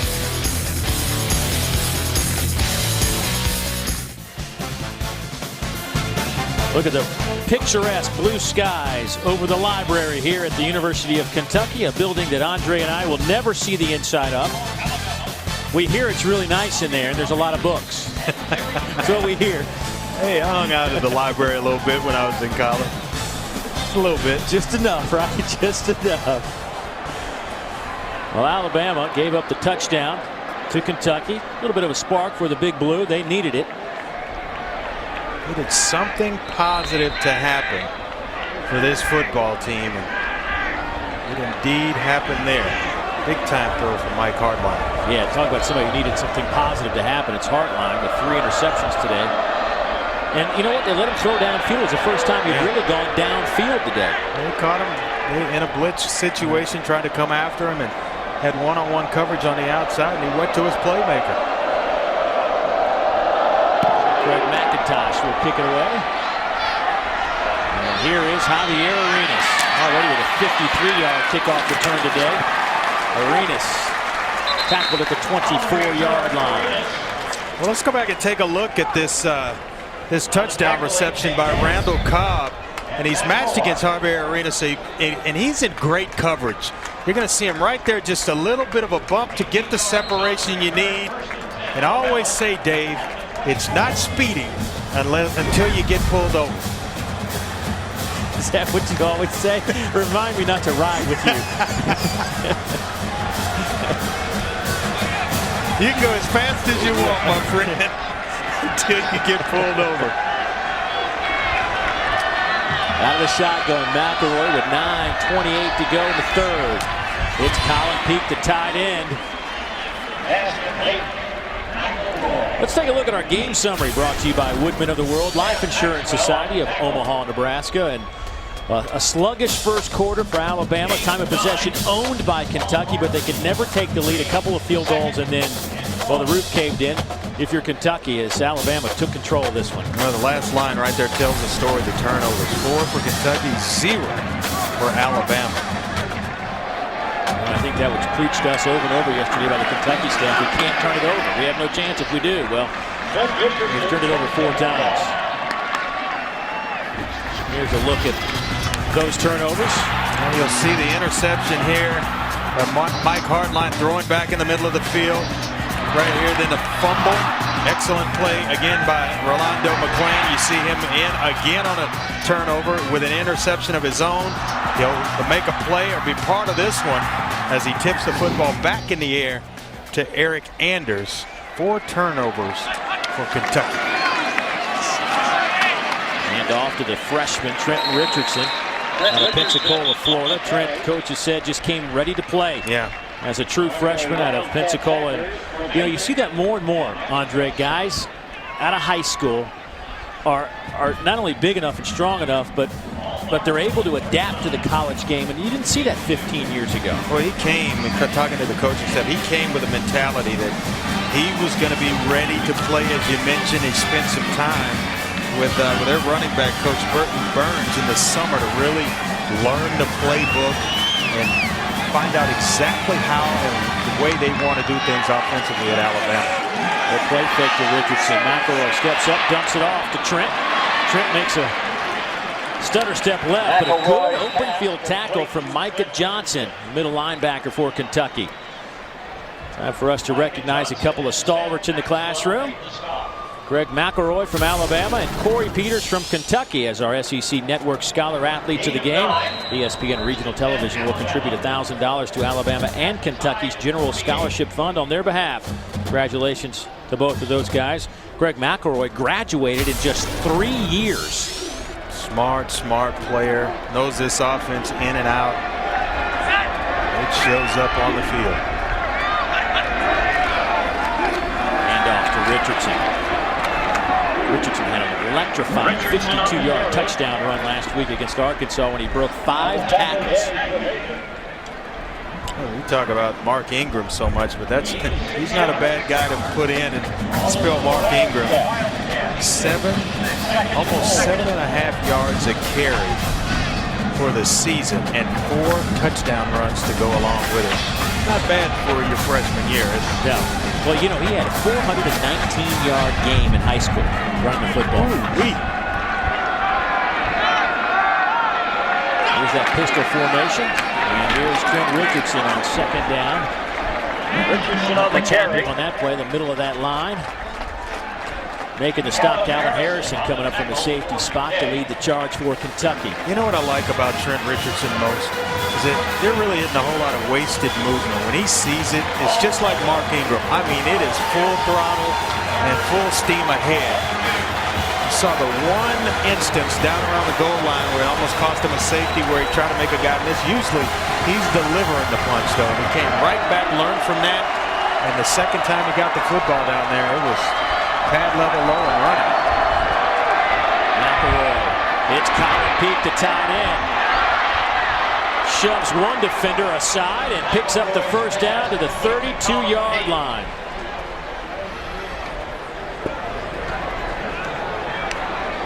It's our SEC Network Game of the Week from Commonwealth Stadium in Lexington, Kentucky. Dave Neal, Kara Capiano, and Andre Ware. Look at Mark Ingram's numbers today. 11 rushes, 94 yards, couple of touchdowns. Randall Cobb, 13 touches, 174 yards.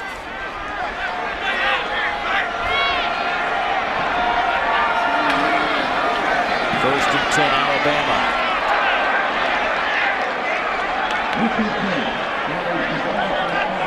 That'll bring up a second down as Trent Richardson getting a lot of the work here in the third quarter.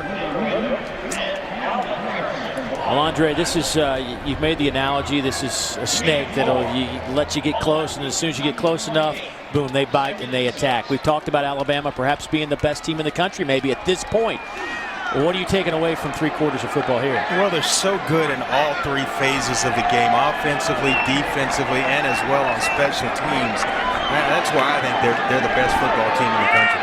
McElroy over the middle looking for Richardson. That's incomplete. That'll bring up a third down situation. What is it about this Alabama team that you like so much? Well, you know, they stick to the plan. They have a game plan coming into the football game, a solid play at quarterback from Greg McElroy. He's not a game manager. He can change the game at a snap of a finger. 2 really dynamic running backs that are of similar style and a big physical offensive line. So they will wear you down. They don't make mistakes. There's not a turnover in the football game. They don't allow the quarterback to get touched. Only 4 sacks on the season. It's a great, great football team from top to bottom. Here's Upchurch off the right side. He'll pick up the first down. You know, David, and I say all that, and you forget how good they are defensively. Second in the country, and maybe the best, one of the best players in the country as well in Rolando McClain. And we might have another few yards added on to this one as it looked like Calvin Harrison came up and put a late hit on Upchurch when he stepped out of bounds. After the play was over, personal foul on the defense, number 33. The penalty was enforced after misses the goal. And it was automatic first down. Well, you'll hear me say all the time, coaches can live with penalties. If they're effort penalties, it's the bonehead penalties that drive coaches crazy, like that right there. Unnecessary, and there's been a couple of personal fouls throughout this ball game that have really, really cost Kentucky field position and you don't need to add any energy to this Alabama football team. They don't need it. They're good enough already. With a toss to Trent Richardson. Ooh, big hit at the 8-yard line. Sam Maxwell, 250-pound senior out of Hartwell, Georgia. Made a pretty good lick on the true freshman. Yeah, Big Sam, he's been suffering from turf toe, but he didn't show any effects of it right here. You'll see him right here, Trent Richardson trying to get the corner, but that is how you tackle, my friend, right there. Leading with the pads, bringing the rest of it, and making sure you wrap up. 12th play of this drive. Demoralizing. McElroy, the throw over the middle, looking for Jones, batted in the air, and Sam Maxwell, who Steve Brown, the defensive coordinator, told us yesterday, asked him, give me a little something on Sam, and he says he's got a little bit of everything you want in a linebacker. Yeah, he played a big role against Louisville early in the season, had an interception in the 4th quarter that kind of sealed the deal for Kentucky, but right there, just getting a hand on the football, they're trying to go to Julio Jones down close, big frame, get to your big time receiver. And now they got him matched against Randall Burton out here wide left. To the corner, touchdown Alabama, Darius Hanks. His first touchdown reception. He beat Martavius Nellums to the corner of the end zone. You get so carried away and concerned about where Julio Jones is, and you forget all the other playmakers that they have here. It's what we refer to as a smash route. You get a little underneath route at 6 yards and then a corner route over the top. And if it's timed perfectly, the defensive back is defenseless. Latavius just a little bit late in coverage. So Hanks with a couple of catches today, the junior out of Norcross, Georgia, with his first touchdown reception in Alabama, has opened up this 25-point advantage with 3:45 to go in the third. Well, the students may not be excited right now here at Kentucky, but they're excited about the upcoming basketball season. Let's take a look at our campus connection. And we caught up with some Wildcat fans as they camped out this week at Memorial Coliseum for tickets to what else? Midnight Madness. We've been here for about 58 to 60 hours. 19 hours. 56 hours and counting now. About 7 hours. 48 hours. How many hours since Tuesday? All the days are starting to blend together, so about 72 hours, I believe. Playing a little cornhole, socializing. Play cards, sleep. Kind of watched some movies on a laptop, did some homework. Are you excited about the new coach? Oh, yes, very, very so. Very excited. He's been coming around. He's really nice. He actually served hot chocolate last night. Yeah, I think he's bringing in really good recruits.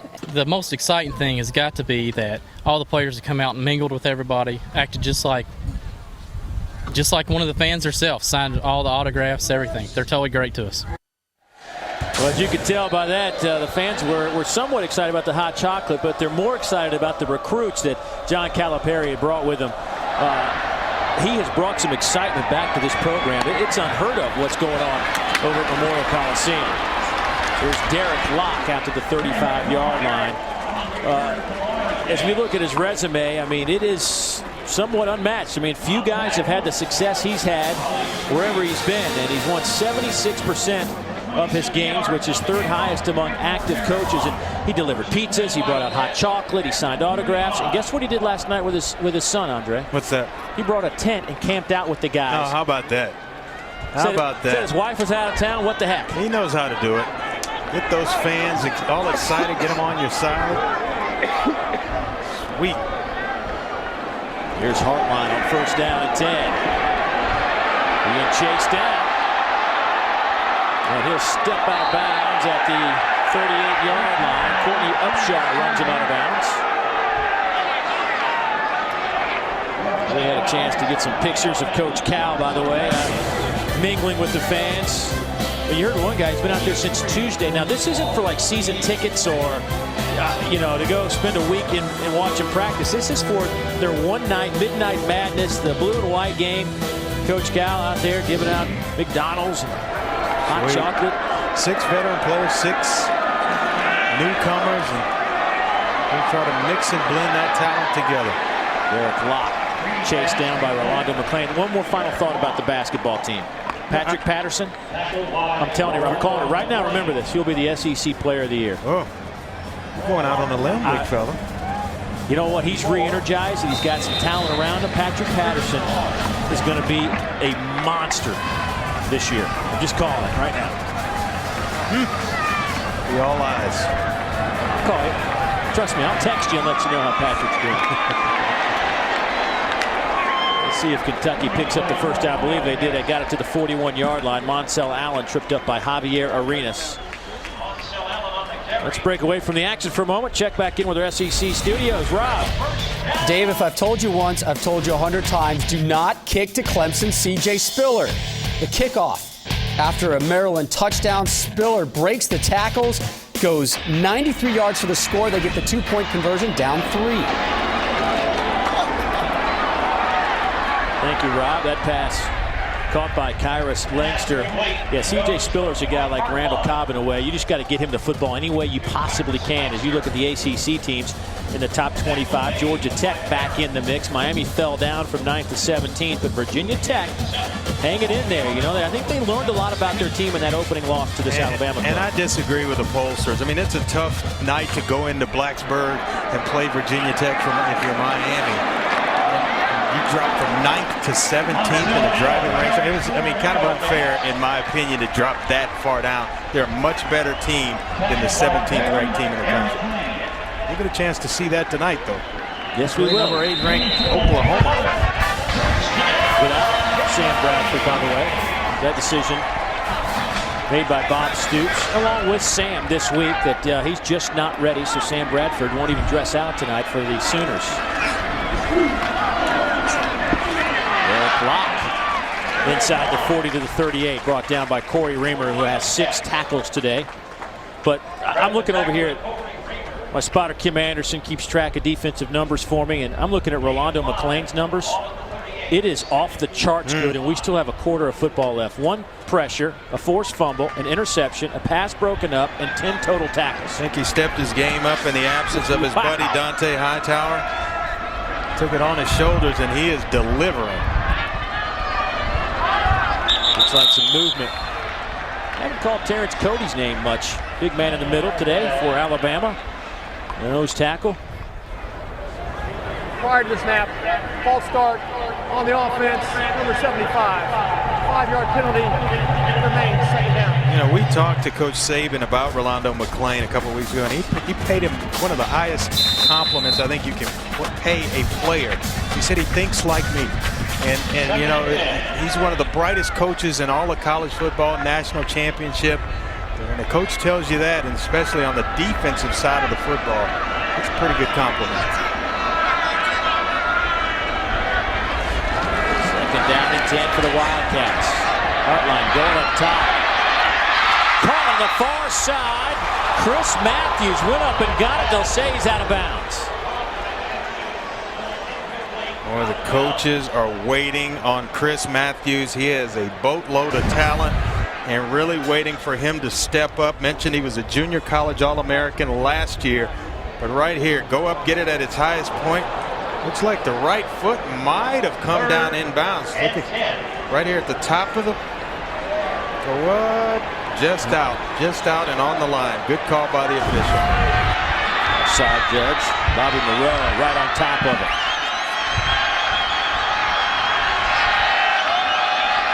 Now it's 3rd and 10 Wildcats. Pass over the middle to Cobb. He's going to have to make a couple of guys miss to get the first down. I'll tell you what, Alabama may have swung him to the first down marker. Yeah. We've seen some pretty good football players today. We just talked about Rolando McClain on the defensive side of it. Randall Cobb might be one of the better players that I've ever laid eyes on. I mean, he can do it all. And from a lot of different positions, he is just a football player, period. 1st and 10 at the 22. Randall Cobb is, just to put it plainly, he's just a baller. I'd go to war with him. Here's Locke. Derek Locke ran into his own man. Tried to bust it to the outside and get the corner of the end zone, but ran into his own guy.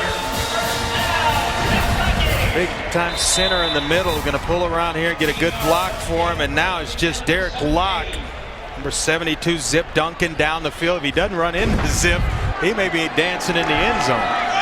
Here's Locke again, makes a man miss. Yanked down at the 13-yard line by Javier Arenas, who I think is an underrated corner. We talk about his special teams play, but he does so much more for this club. But Kentucky's on the move right now. They're now 25. They need a lot of points in a short amount of time.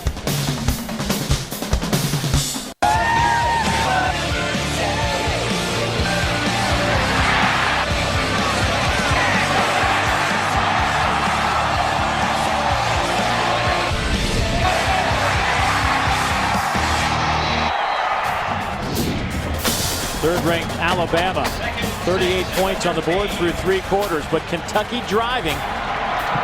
Their 11th play of this drive coming up right here on 2nd down and 6. Alabama's showing blitz. They fall back, 4-man rush over the middle. Looking for Matthews, incomplete. He nearly went up and made a heck of a play. Woodall and Jackson on the coverage. Dangerous pass over the middle with Kareem Jackson and Justin Woodall. Basically a double coverage of Chris Matthews. You're going to see the pressure here. They back out of the blitz. And Hartline feels the pressure of Eric Anders. Floats one over the middle. And right there, he is very fortunate that's not another interception. Remember, Kentucky throwing into the wind, which is a very brisk wind. Hartline dumps it near side. Monsell Allen had some running room. and perhaps could have picked up the first down had he been able to turn the corner. There's no doubt. If you got to know where you are on the field. And if he turns that one up, he's going to get a first down. He's going to pick the first down up. They've got to go for it here. 4-down territory.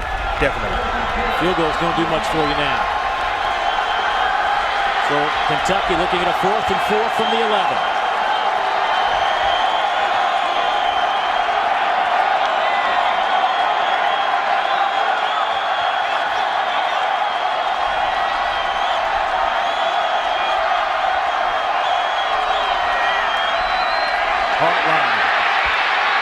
Still scrambling.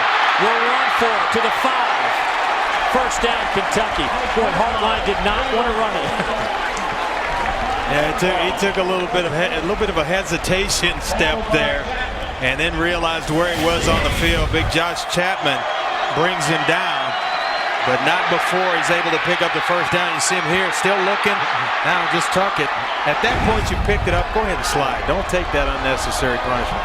First and goal. Here's Locke. Off right guard, gets it down to the 2-yard line.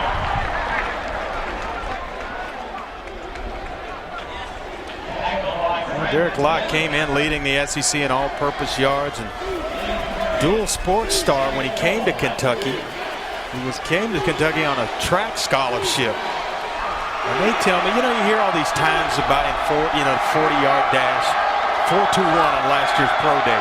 That's legitimate. Marcel Allen, he's stuffed at the line of scrimmage. Marcel Darius, the sophomore out of Huffman, Alabama, makes the play for the Tide up front. Allen's kind of more of the thumper. You got Derek Locke and Smith, both are relatively speed backs. But they bring Marcel Allen in. He's more the thumper when they want to get physical in the running game. Alabama will bring in some more big bodies, send out some of the guys in the secondary. This is the 16th play of this drive coming up. 3rd down and goal from the 2. Alfonso Smith in a tailback. Here's Smith trying to get the corner anyway.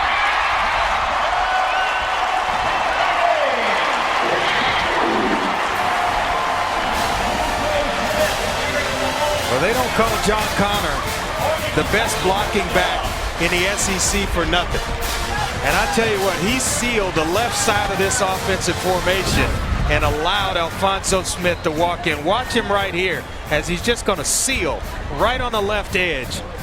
Watch this block right here on Courtney Upshaw, which allows Alfonso Smith a nice little walk in to the end zone. Severs' point after is up and good. So Kentucky gets it back to an 18-point game with 12:52 to go. It's 38-20, the Tide out in front.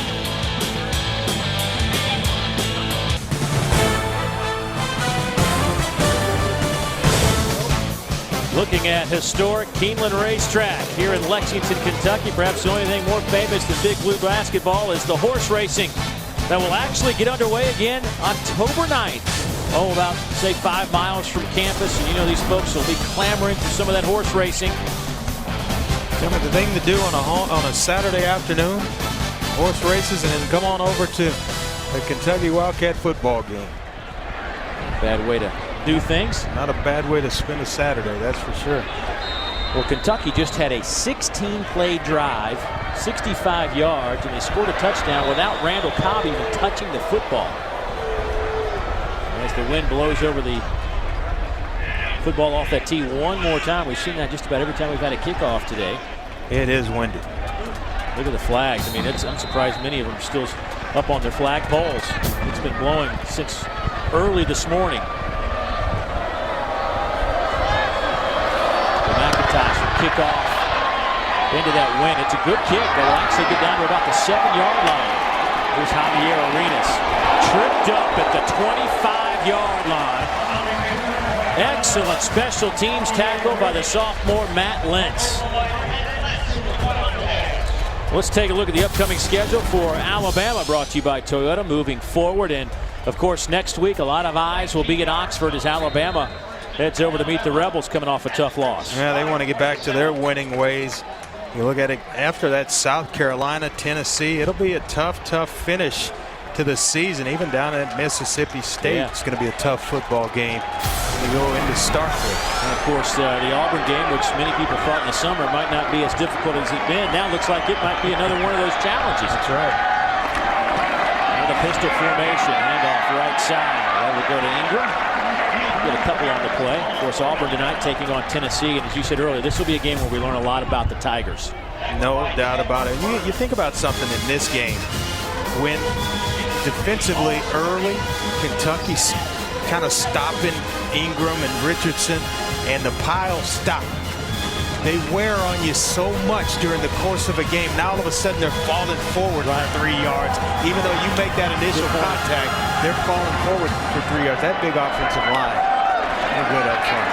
McElroy to the tight end, Colin Peak, who's been a favorite target this afternoon. And for Peak, that's his 6th catch of this game. Time to check in with our network studios. Rob, what do you have? Dave, number 22 Michigan with minus 21 rushing yards in East Lansing. So you got to go to the air. Tate Forcier to Daryl Stoneham. Cuts, finds 6 from 60 yards out. Michigan with possession right now, trying to put together a drive to tie it up. All right, thanks, Rob. A good one in the Big Ten. 3rd down coming up for the tie. 3rd and 1. Handoff. Ingram, first down to the 41-yard line. Nellums brings him down. Well, the Wolverines, of course, got on the map this year when they knocked off Notre Dame, and a great finish. They are 4-0 on the year. But they have their hands full today with the Spartans. On the road at Michigan State. And I tell you what, Tate Forcier, they needed a quarterback to run that spread offense of Rich Rodriguez's, and they found one in Tate Forcier. He has been dynamite. Just a freshman. A couple of tight ends in the game on 1st and 10. They'll use Ingram. He gets about 4 on the play, brought down by Ricky Lumpkin. Time for us to head down the sidelines, check in with Kara. Well, guys, Coach Saban's message this week is good is the enemy of great. He wants his team to avoid complacency, and we saw that in action in the 3rd quarter. Defensive coordinator Kirby Smart furiously diagramming on his dry erase board, telling the defense, we can get him again, we can get him again. He was Mike Hartline, and sure enough, on Kentucky's next possession, McLean with the tip, Eric Anders with the interception. You saw that in action. The message is being delivered, guys. I think that's fabulous stuff. Nick Saban can't stand complacency. Nor can Mark Ingram. Up over 100 yards. He takes it to the 41-yard line of Kentucky. Give him 15 on that carry. And Ingram now with 120 yards rushing today. Well, you know, and you think about that for a second, just to play on those couple of words. Good is the enemy of great. And if you start to think that you're too good, you kind of handicap yourself as a football team from becoming great. And I actually talked to him this week and asked him, what are some of the characteristics of your national championship team and this year's Alabama football team? He says, well, when we won the national championship, we continue to get better each and every week. And that's what they're doing right now. They buy into what he's saying as well. That's going to serve them well down the road. Here's Ingram. We'll get 3.5, 4 on the carry. Micah Johnson with his 6th tackle today from his middle linebacker position. Leads the team now with 31 stops on the year. As you look at Ingram heading to the sidelines, getting a little fist pump from his head coach. You know he's got a horse in Mark Ingram. And he's got one that checked in as well, a young one, a young thoroughbred in Trent Richardson as well. He's had a nice game of his own and subbing in for Mark Ingram.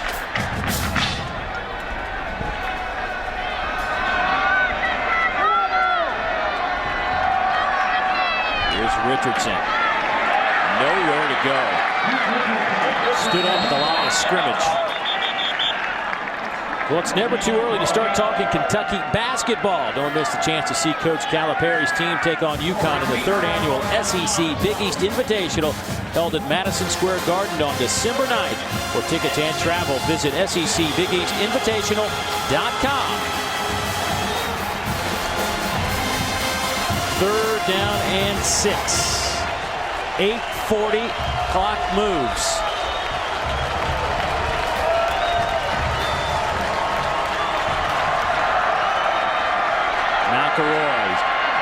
top looking for Jones. Incomplete. Randall Burden on coverage. Winston Guy lucky that he doesn't get a flag thrown here. The ball's gone already, and he delivers one to Julio Jones. You'll see him right here. They're in man-to-man coverage with Randall Burden locked up. Gets a step. This one's thrown out in front. That's going to be maybe a touchdown reception, but Winston Guy gotta be careful when the ball's gone already, delivering that hit a little bit late. B.J. Fitzgerald will punt it away. He stands at midfield. Cobb is at the 10 to return if he has a chance. Cobb will let this one go. It'll hit at the 5 and touched and down at the 4-yard line. So good job by Fitzgerald. And Kentucky backed up as they trail by 18.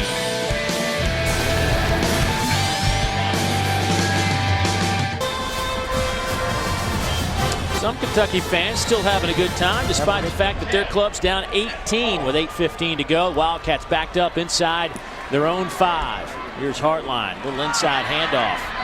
Derek Locke takes it out over the 5 to about the 8-yard line. Take a look at our Polaris ORV hardest working player of the game. And Andre, we both agreed that it would be this man, number 22, Mark Ingram. Yeah, you know, I don't know anyone else who's worked any harder. You see him there breaking tackles, catching passes. And just when you think you got him bottled up, he'll find a way to get to the end zone. Look at this run. That's the most impressive run I think he's had the entire day. Swing it out over the 15. Javier Arenas runs him out of bounds. Javier with 8 stops today, but there's a look at Mr. Ingram. His numbers today pretty impressive. 16 for 124. Also has a reception. The team leading pass catcher on the year. And when you have him at tailback, you can do a lot of things. Yeah, you know, they would just as soon have Julio Jones become the leader in receptions on the team or someone else other than Mark Ingram. Hartline being chased, and that ball isn't picked off. They'll say no.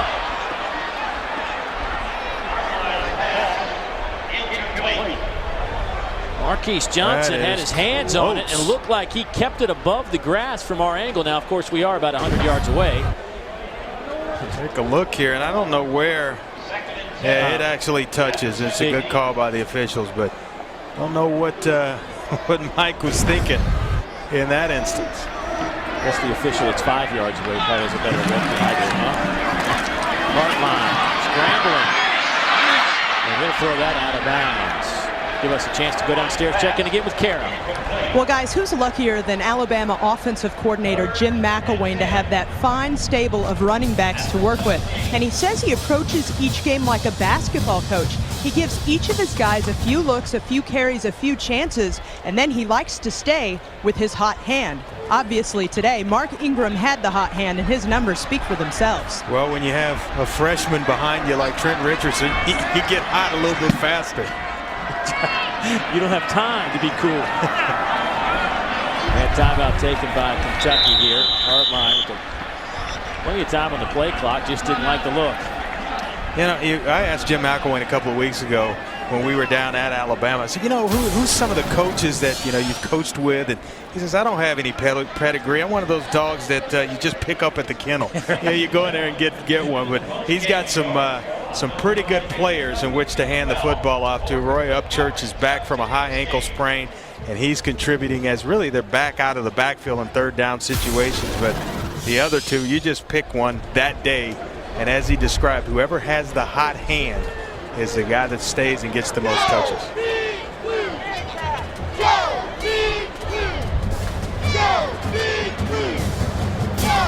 Time now to take a look at our Liberty Mutual play of the game, and it was a game changer late in the second quarter. Right here you see Rolando McClain forcing that football up into the air, and Courtney Upshaw all the way to the end zone. That's the play of the game, and I think that's when it really, really changed in the favor of Alabama. They had just gone on a 97-yard touchdown drive, and the first offensive play from Kentucky is that play of the game we just saw. They went from a 7-6 game to 21-6. And out of the timeout, looks like Justin Jeffries might have popped up out of his stance. Prior to the snap, false start, offense number 76, 5-yard penalty. It remains 3rd down. The penalties continue to be the story, Dave, throughout this football game for Kentucky. 7 for 78, Andre. Kentucky came in averaging 61 yards a game in penalties, 7th in the league. Hartline going up top, going into that wind, and the pass is caught but out of bounds. Gene McCaskill, a sophomore out of Chester, South Carolina, made the grab, but it's incomplete. It's 4th down and 15. Yeah, the sophomore Robbie Green as well in the ball game, getting some playing time, helped him out of bounds as well. Hartline 13 out of 26, 139 yards and 3 interceptions.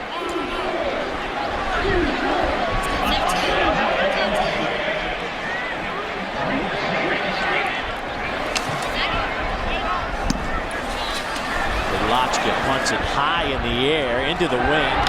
Arenas fair catch at the 45-yard line. And Alabama will have it. They are in control with 7 minutes to play. Alabama with the football, leading by 18 with an even 7 minutes to go in the contest. From Lexington, Kentucky, Dave Neal, Andre Ware, Derek Capuano down on the sidelines. Slow, sluggish start for Alabama. Led 7-6 after a quarter, and then they got it together. Ingram, good open field tackle from Martavius Nellens. Time to check in with the studio. Exciting near conclusion in the Big Ten, Rob. That's right, Dave. Tate Forcier knows drama. The freshman QB accounted for 77 of the team's 92 yards on this drive. The touchdown pass with 2 seconds left. We are now in overtime. Michigan with the ball. Tate Forcier, boy, he has a knack for the dramatic. Well, the legend continues to grow, doesn't it? It's amazing the last 3 weeks for Michigan how clutch Tate Forcier has been. Here's Ingram. Gets it to the 36-yard line. Calvin Harrison in on the tackle. Some top 25 games to keep an eye on today. Of course, later on this afternoon, tonight, I should say, USC and Cal, number 7 versus number 24. Cal just embarrassed by Oregon. And now Oklahoma, number 8, taking on 17th ranked Miami down in Miami. Indiana, I think, had a tough matchup last week against Michigan. They had to come from behind Michigan had to come from behind to beat Indiana, so that won't be an easy game, or it'll be a tough one for Ohio State today. 3rd down and 2 for the Tide out of the I formation. Here's Ingram. I think he got that 1st down. Mark Crawford comes up to make the play. Looks like he's going to get a favorable spot here. And that big offensive line, that was an area of concern for a lot of people around the Alabama program. How are they going to replace 3 really good football players up front, Andre Smith, Antoine Caldwell, and Marlon Davis. And I tell you what, they've done a fabulous job of kind of putting that thing together and having it have this type of success. They came in, Dave, averaging 490 yards of total offense, and numbers that you're not known for at Alabama. 40 points per game. It's amazing.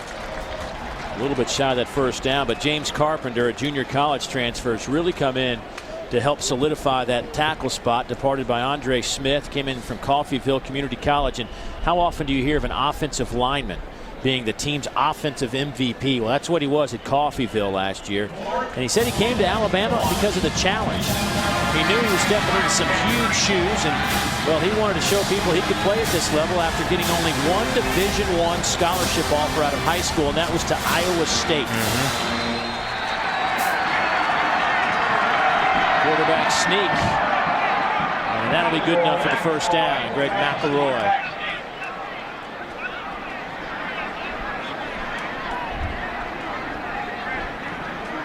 We've had a chance to spend quite a bit of time with Nick Saban this season and talk to him, kind of get into that head of his and figure out how it all works. And, He's a guy that he's a defensive coach by trade. That's what he does, coaches secondary. He spends most of his time at practice with the secondary, and he lets his other guys, Jim McElwain, handle the offense. He trusts his staff, and while he may be involved defensively, he surrounded himself with an unbelievable group of coaches. But what I like what he told Kara going into halftime as well. He says, we came into this football game with the idea we wanted to throw the football.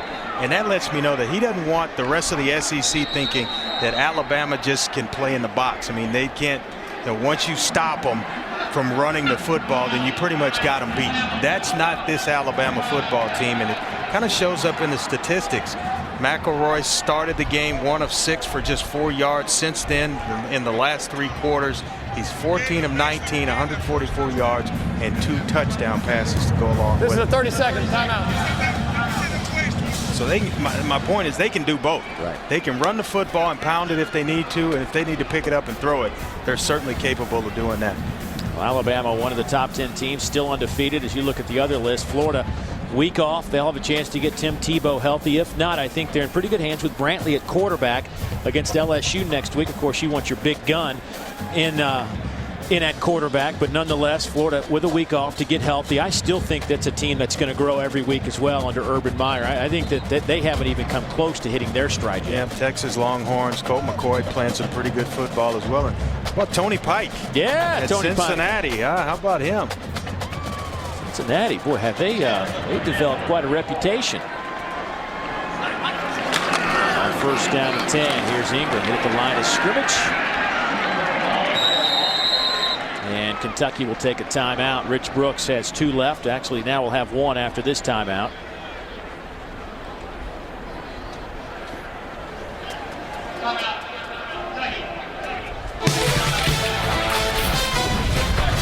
Today's SEC Network game has been brought to you by Polaris. See the hardest working, smoothest riding off-road vehicle now at your local dealer. Champion, it's how you play. Allstate, you're in good hands. Nissan, shift the way you move. Liberty Mutual Insurance, responsibility, what's your policy? And by the Old Spice Classic, Thanksgiving weekend at Walt Disney World. For tickets and travel, visit oldspiceclassic.com. Time to go back for another update. Rob, what do you have? Dave, a wild day across the Big Ten. Nothing bigger and more exciting than an East Lansing. Tate Forcier with that touchdown with 2 seconds left to force overtime. Here he is in overtime, picked in the end zone off the deflection. Chris Rucker with it. So Michigan State gets it. Larry Caper, get on in, young man. Spartan pride. Number 22, Michigan falls by 6 in OT. Sparty coming up big today in the interstate game. Oh, Rob didn't blow a gasket. Seemed a little excited on the Spartan touchdown. Good win for the Spartans, but a huge upset. Just getting themselves back in the top 25, and they'll be out again after today's loss to Michigan State as Michigan. Ingram left side on 2nd down. Has a wall of blockers, and Kentucky strung it out and played it beautifully. Couple yards on the carry by Ingram, but Trevard Lindley being carted off the field in the corner of the end zone, headed back to that Kentucky locker room area. Your best player defensively, perhaps one of the best cover corners in the country, the senior. That's not a good sign. No, it isn't. And I think it's an ankle injury that bothered him off for a good part of this football game. His deal today was to hold and lock down Julio Jones, and did a pretty good job while he was in the game. And Jones was held to just 2 receptions on the afternoon. That's Jones in motion, but they'll run to the right side. Ingram. Kentucky put 9 guys up in the box. Danny Trevathan gets credit for that stop, his 7th of the game. Julio Jones was thrown to. We're going to track that matchup. Thrown to 7 times, only 2 receptions, 13 yards. Lindley, I'm sorry. Did a pretty good job on him early, and then the ankle injury, and they had to do it by committee. Randall Burton actually got the assignment after Lindley went off. But, you still got other playmakers on that Alabama offense. Well, Julio, of course, missed the North Texas game with a bruised knee. Came back last week, and Julio picked up his first touchdown reception since last year, believe it or not. Snapped a 12-game streak without a touchdown last week, and the healthier he gets, the worse it is for the opposition. Let's go downstairs, check in with Kara. Well, guys, you were talking about cornerback Trevard Lindley, and he did roll his ankle early in the third quarter. They taped it. He was uncomfortable, took him to the training room. X-rays were negative, but basically he wanted to come back out and watch from the sidelines, and his ankle stiffened up on him so bad they didn't want to put any weight on it. That's why they carted him back to the locker room. Thank you, Kara. Let's hope that young man's all right. They've had some playmakers emerge opposite Julio Jones, Alabama, and Marquise Mays and Darius Hanks, as well as Mike McCoy. So now teams won't be able to just kind of roll coverage to Julio Jones. They're going to have to play the entire field, and that's going to free up Julio Jones. So watch his numbers kind of grow. Delay of game, offense, number 99. 5-yard penalty. It remains 4th down. So back Alabama up 5 yards. This will make this a 49-yard field goal, which would match the season long of Lee Tiffin. He has the wind at his back. 38-20 lead, and Coach Saban still coaching, still pacing the sidelines. It's a fake. Fitzgerald will take it to the 20. Fitzgerald run out of bounds at the 15-yard line. First down, Alabama.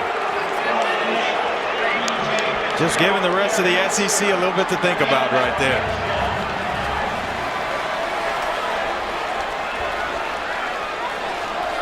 Is that a called fake, or is that something you think P.J. Fitzgerald I think saw? it's definitely a called fake, and here's why I think it was called. They're just trying to run the clock out. You think, oh, they're trying to run the score up. If they were trying to throw it for a score, then I would agree that yes, it's running the score up. This is basically, we're going to keep the football and make sure not give you an opportunity to score anymore and run the clock out here. Out of the pistol formation again. Here's Ingram off the right side. Nothing doing. Boy, Kentucky's loaded up the box and are making it hard for the Tide to run the football. Richardson. Not quite sure if they were able to force him out of bounds. I think they did to stop the clock. Well, actually, no, they're going to wind it. So the momentum took him out.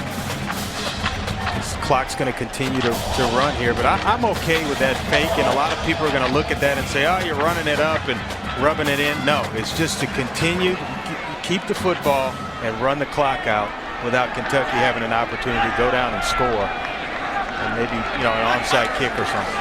Richardson will get another chance to carry the football. Runs right into middle linebacker Micah Johnson. But what it does is keep the clock moving. Time to take a look at our Wrangler 5-star player of the game, and it's got to be this man, 25, Rolando McClain. What an afternoon for the middle linebacker. Yeah, an interception. He was in on a pass breakup. He had 10 tackles, a pressure on the quarterback, and forced a fumble. He was all over the field today, and I have no problem whatsoever awarding him as our player of the game. He is just a stud. And an excellent human being as well. Yeah, good guy. Enjoyable to talk with. He's got it kind of figured out. As a young guy, he kind of knows the priorities. He knows what's important. He knows that hard work gets you places. He's a great leader. And on top of that, sometimes, guys will quit listening to you if you're just on them all the time and just kind of pounding it away. He knows when to loosen up a little bit and crack a joke and just kind of, ease the mood of practice, a hard practicer. So you enjoy having guys like that on your football team.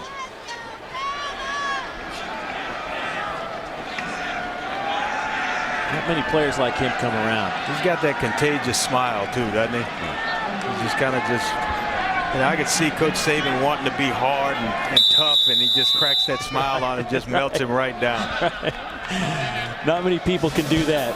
Alabama will take a timeout. We'll return in just a moment.